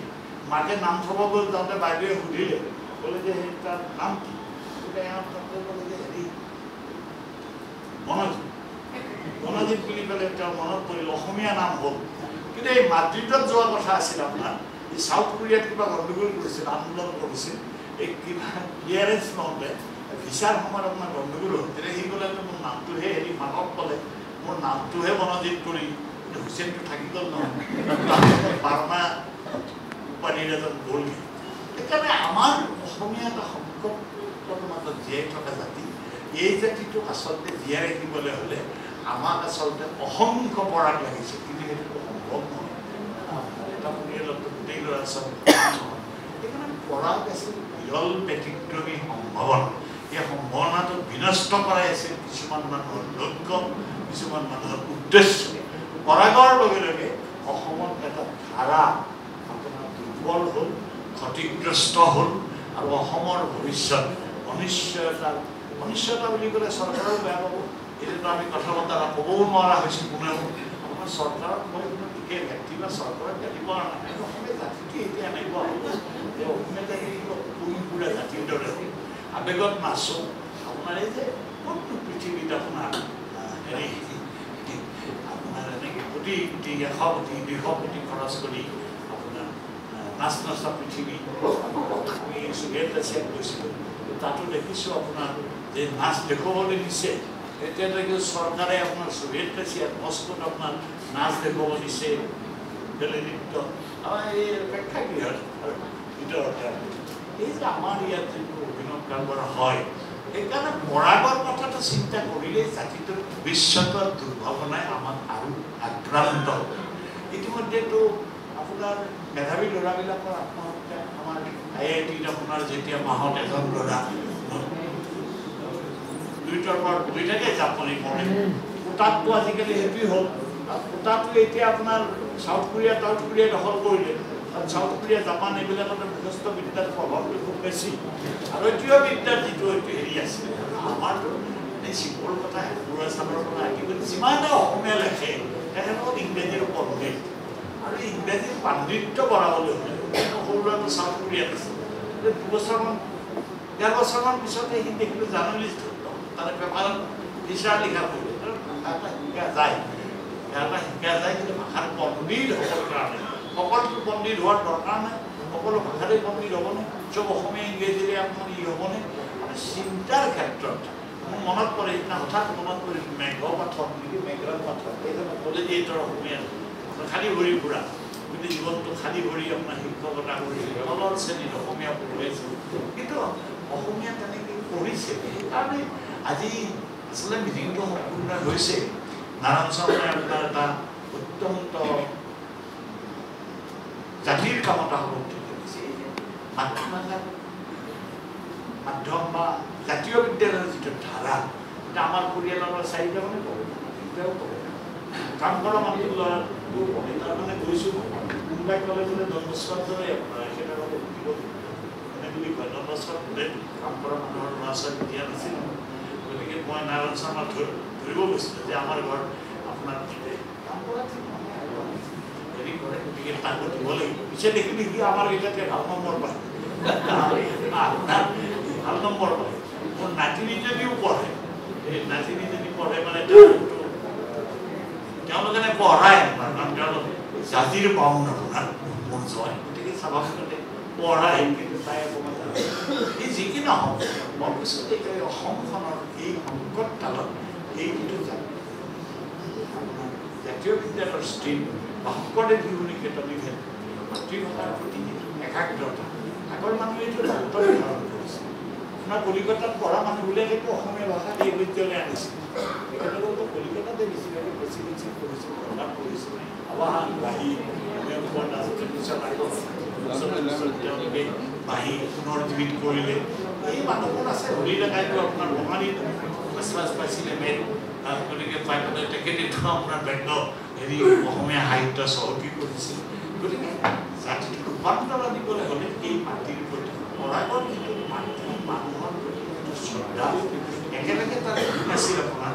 তেওঁ মেধাৱী ছাত্ৰ আছিল পৰা নিজৰ ভাল ব্যক্তিত্ব অত্যন্ত গতিশীল আছিল পৰাগৰ যিটো গতি দুৰ্বাৰ গতি বুলি যিটো হয় আৰু সেই গতিৰ লগত হেৰি হৈ আছিল জাতিক প্ৰেম মানুহৰ প্ৰেম আৰু অসমৰ সকলো শ্ৰেণীৰ অসমীয়া মৰাই ভাল কাম নাই মানে চাকৰি কৰি ঘটিব নোৱাৰোঁ বয়স নাই বয়স নাই জীয়াই থাকি কি হ'ল কাৰণ তেওঁ কৰিব নোৱাৰে কোনো দেখিবলৈ ভাল একো নোহোৱা হ'ল সেইকাৰণে মই ভাবোঁ এনেকুৱা পৰিস্থিতি পৰাগক স্মৰণ এইটো এটা জাতীয় দায়িত্ব হিচাপে ল'ব লাগে কিন্তু আগন্তুক দিনত আজি যিবোৰ মানুহ দেখিছোঁ এই মানুহবোৰ পৰাগৰ বেছিভাগ পৰাগৰ সময় নহয় এই মানুহবোৰ সমাজত ব্যতিক্ৰমী মানুহ এই মানুহবোৰৰ বেছিভাগেই অসমক দৰাচলতে ভাল পোৱা মানুহ চিঞৰ বাখৰ কৰি সা সুবিধা লোৱা ঠিকা ঠুকুলি ইটো সিটো বদজাতি দুস্বামী আৰু জাতিটো বিক্ৰী কৰাৰ বাট প্ৰশস্ত কৰা জাতীয় ষড়যন্ত্ৰকাৰী দেশপ্ৰেমীকে ঠাহ খাই থকা এখন ভাল সভাতকৈ এই সভাখন বহুত ভাল আৰু সেইকাৰণে আপোনালোকৰ ভৰসা আপোনালোকে এই অৱশিষ্ট অসমৰ অৱশিষ্ট বুলি কৈছোঁ এইকাৰণে কাৰণ অসমীয়া বুলি কৈ লাজু মানুহৰ সংখ্যা বাঢ়িছে গতিকে সেই মানুহৰ সংখ্যা কমক আৰু অসম হৈ থাকক আৰু অসমখনটো পাণবজাৰ যিটো জৰাজীৰ্ণ আপোনাৰ এই যে মেডিকেল কলেজে হাত চাৰ জোকাই থাকে জকাটো এই জকা হ'ল কটন কলেজৰ আগৰ যিটো সৌন্দৰ্য আছিল মই কটনত পঢ়া নাছিলোঁ শ্যামা প্ৰসাদ শৰ্মাই বোধহয় আমাৰ কিবা লাচিত বৰফুকন কৰাৰ কথা ক'লে মোক ক'লে আপুনিও কৰি দিব এই বুলি ময়ো কৰি দিলোঁ ইয়াৰ পিছত এবাৰ আপোনাৰ 71ৰ বেটছত নে কিহৰ আমাৰ চৌধুৰী আন্তিপুৰৰ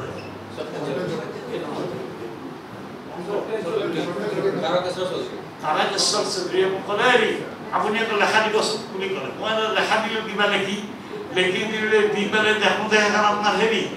71 বেটছৰ নে কিহৰ কটনীয়া নহয় মইতো কটনীয়ানে নহয় এইখন কটনীয়ানৰ বেটছত সোমাই গ'ল কটনীয়া বুলি ভাবিলোঁ তাৰমানে কটন এনেকুৱা আছিল যে ইয়াত আপোনাৰ যিবোৰ চকুত বজা বা গাঁৱত পাই আহি কবৰ পাই আহি হ'লেও আপোনাৰ হেৰি হৈছে সেইবোৰ এই কটনীয়া এটা জাত আছে এতিয়া সেই কটন বিশ্ববিদ্যালয় হ'ল কিন্তু সিদিনাখন সোমাই পেলাই দেখিলোঁ বিশ্ববিদ্যালয় হৈছে কিন্তু তাৰ গাম্ভীৰ্যতা ক'ৰবাত কমিছে নেকি এই প্ৰশ্নটো নিজৰ লগত উদয় হয় জাতি এটা গহীন গম্ভীৰ হৈ যায় বিশ্ববিদ্যালয়ত আপোনাৰ কোনোবা যদি বুদ্ধিমান ল'ৰাক সোধে যে 10জন বিশ্ববিদ্যালয়ৰ অধ্যাপকৰ নাম কোৱা কিন্তু আমি গাঁৱত যেতিয়া আছিলোঁ 7জন মানৰ ক'ব পাৰিছিলোঁ সমাজ হাতত বিঞ্চিবুঢ়া ছাৰ বিঞ্চিবুঢ়া ছাৰ ইয়াতে কান্দা ঘাটে আপোনাৰ মোৰ হাত বহি কাম চাই থাকে আমি চাব যাওঁ আপোনাৰ গতিকে বস্তুটো হ'ল তেতিয়া আমি 10জন মানৰ নাম জানিছিলোঁ এতিয়া বহুতে বিশ্ববিদ্যালয়ৰ অধ্যাপকৰ নাম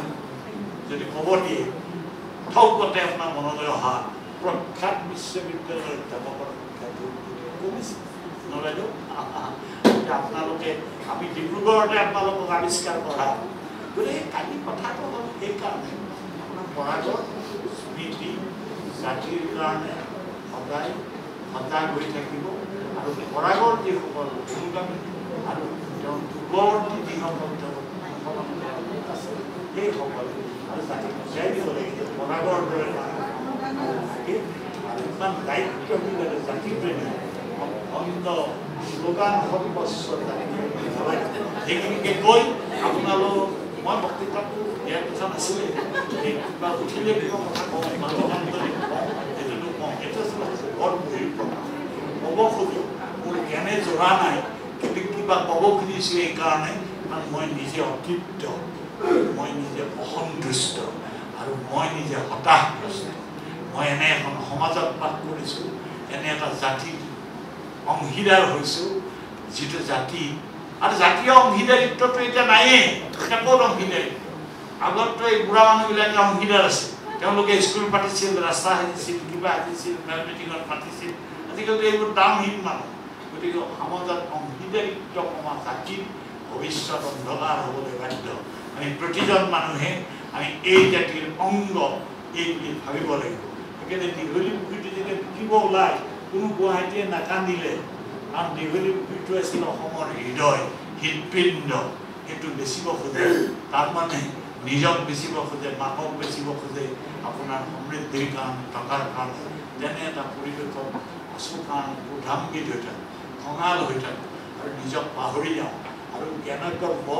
মানুহে ভাল পোৱা কথা কোৱাৰ পৰা বিৰত থাকি এই ক্ৰোধৰ অভিব্যক্তিয়ে এই বক্তৃতা চক্তৃতাবিলাকক আপোনাৰ অসাধ্য কৰি তোলে তৎসত্ত্বেও আপোনাৰ সদৌতিলৈকে মই আজি এই পুণ্যখনত পৰাগৰ স্মৃতি দোহাৰিলোঁ নাৰায়ণ শৰ্মা ডাঙৰীয়াই যিটো সমপুঁজি সুন্দৰ গভীৰ বক্তৃতা দিয়ে তাৰ কাৰণে তেখেতক ধন্যবাদ দিলোঁ আৰু ময়ূৰ বৰা আজিকালি অসমৰ যিবোৰ দেশৰ সম্ভাৱনাপূৰ্ণ মানুহ তাৰ ভিতৰত ময়ূৰৰ নাম কেতিয়াবা উঠিছে ময়ূৰক ধন্যবাদ দিলোঁ আৰু পৰাগলৈ আকৌ স্মৃতিত শ্ৰদ্ধা দিছে সামৰিছোঁ শলাগৰ শৰাইৰ বাবে মোক মঞ্চত তুলিলে প্ৰথমতে ময়ূৰক ধন্যবাদ আপোনালোকে বহুমূলীয়া সময় ব্যয় কৰি আজিৰ এই অনুষ্ঠানত অংশগ্ৰহণ কৰিলে গতিকে আজিৰ উপস্থিত প্ৰতিগৰাকী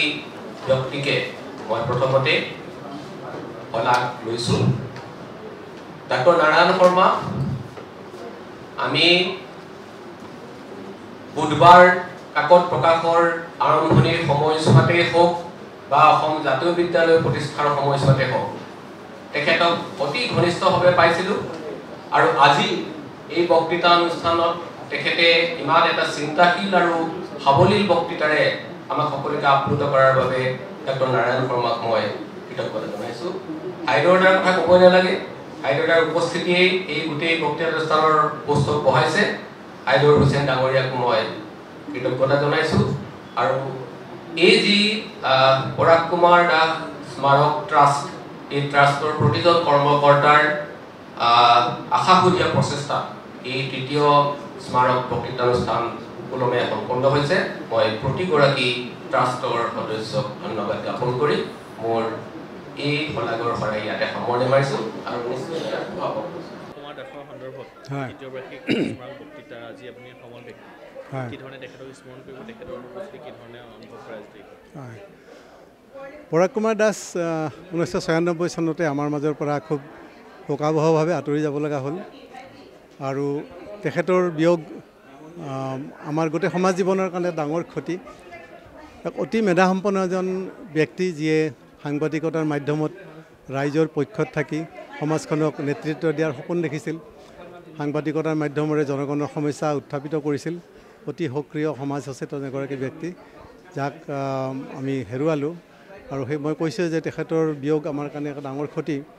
আৰু আজিৰ যিটো অনুষ্ঠান তেওঁৰ জন্মদিনত এনেকুৱা ধৰণৰ এটা বক্তৃতা অনুষ্ঠানৰ আয়োজন কৰা হৈছে এই বক্তৃতালানিৰ আজি তৃতীয়টো বক্তৃতা আছিলে আৰু এই বক্তৃতালানিত মোক আমন্ত্ৰণ কৰাৰ কাৰণে মই তেখেতসকলৰ পৰিয়ালক বা তাৰ ন্যাসক ধন্যবাদ জনাইছোঁ আচলতে এনেকুৱা এটা অনুষ্ঠানৰ জৰিয়তে পৰাগ কুমাৰ দাসৰ যিটো ব্যক্তিত্ব তেখেতৰ যিটো অৱদান তেখেতৰ যিখিনি প্ৰতিভা মেধা এই গোটেইখিনি কথা আমি এটা পুনৰবাৰ চৰ্চা কৰা হয় আৰু তেওঁৰ যিখিনি কৰ্মৰাজি সেইখিনি আমি ভৱিষ্যত প্ৰজন্মক কি ধৰণে আগবঢ়াই নিব পাৰি তেখেতৰ চিন্তা চৰ্চাৰ যিখিনি ইতিবাচক দিশ সেইখিনিৰে কি ধৰণে আমি আগবাঢ়ি যাব পাৰোঁ তাৰ কাৰণে আচলতে মই ভাবোঁ এনেকুৱা প্ৰয়াসৰ খুব প্ৰয়োজন আছে আৰু সেই তেনেকুৱা এটা উদ্দেশ্য ৰাখি তেওঁক স্মৰণ কৰাৰ কাৰণে এই অনুষ্ঠানটোৰ আয়োজন কৰিছে আৰু ইয়াত যিটো বিষয় আজি মোক দিয়া হৈছে সাম্প্ৰতিক আমাৰ যিটো প্ৰেক্ষাপট শৈশৱৰ শিক্ষা আৰু ভৱিষ্যতৰ প্ৰত্যাহ্বান মই দীঘলীয়া সময়ৰ কাৰণে অসম জাতীয় বিদ্যালয়ৰ লগত জড়িত হৈ থাকি যোৱা 3টা দশকত শৈক্ষিক ক্ষেত্ৰত যিখিনি অভিজ্ঞতা হৈছে এই অভিজ্ঞতাখিনিক লৈয়ে মই কিছু বক্তব্য আমাৰ শৈশৱৰ যিটো সমস্যা শিক্ষাৰ যিটো সমস্যা ইত্যাদি কৰি বিভিন্ন বিষয়ত উপস্থাপন কৰিছোঁ আৰু মোৰ অভিজ্ঞতাখিনি ৰাইজৰ ওচৰত দাঙি ধৰিছোঁ মাতৃভাষা মাধ্যমৰ কথা উত্থাপন কৰা হৈছে তাৰ প্ৰয়োজনীয়তাৰ বিষয়ে কোৱা হৈছে গতিকে মই ভাবোঁ যে এই বক্তব্যৰ এই বক্তৃতামালাৰ এটা অন্যতম অংশ আৰু এইটোৱে যদি সমাজক কিছু পৰিমাণে হ'লেও ৰাইজক উপকৃত কৰে বা উপকৃত হয় তেতিয়া মই ভাবোঁ যে এইটো সফল হ'ব প্ৰক্ৰিয়াত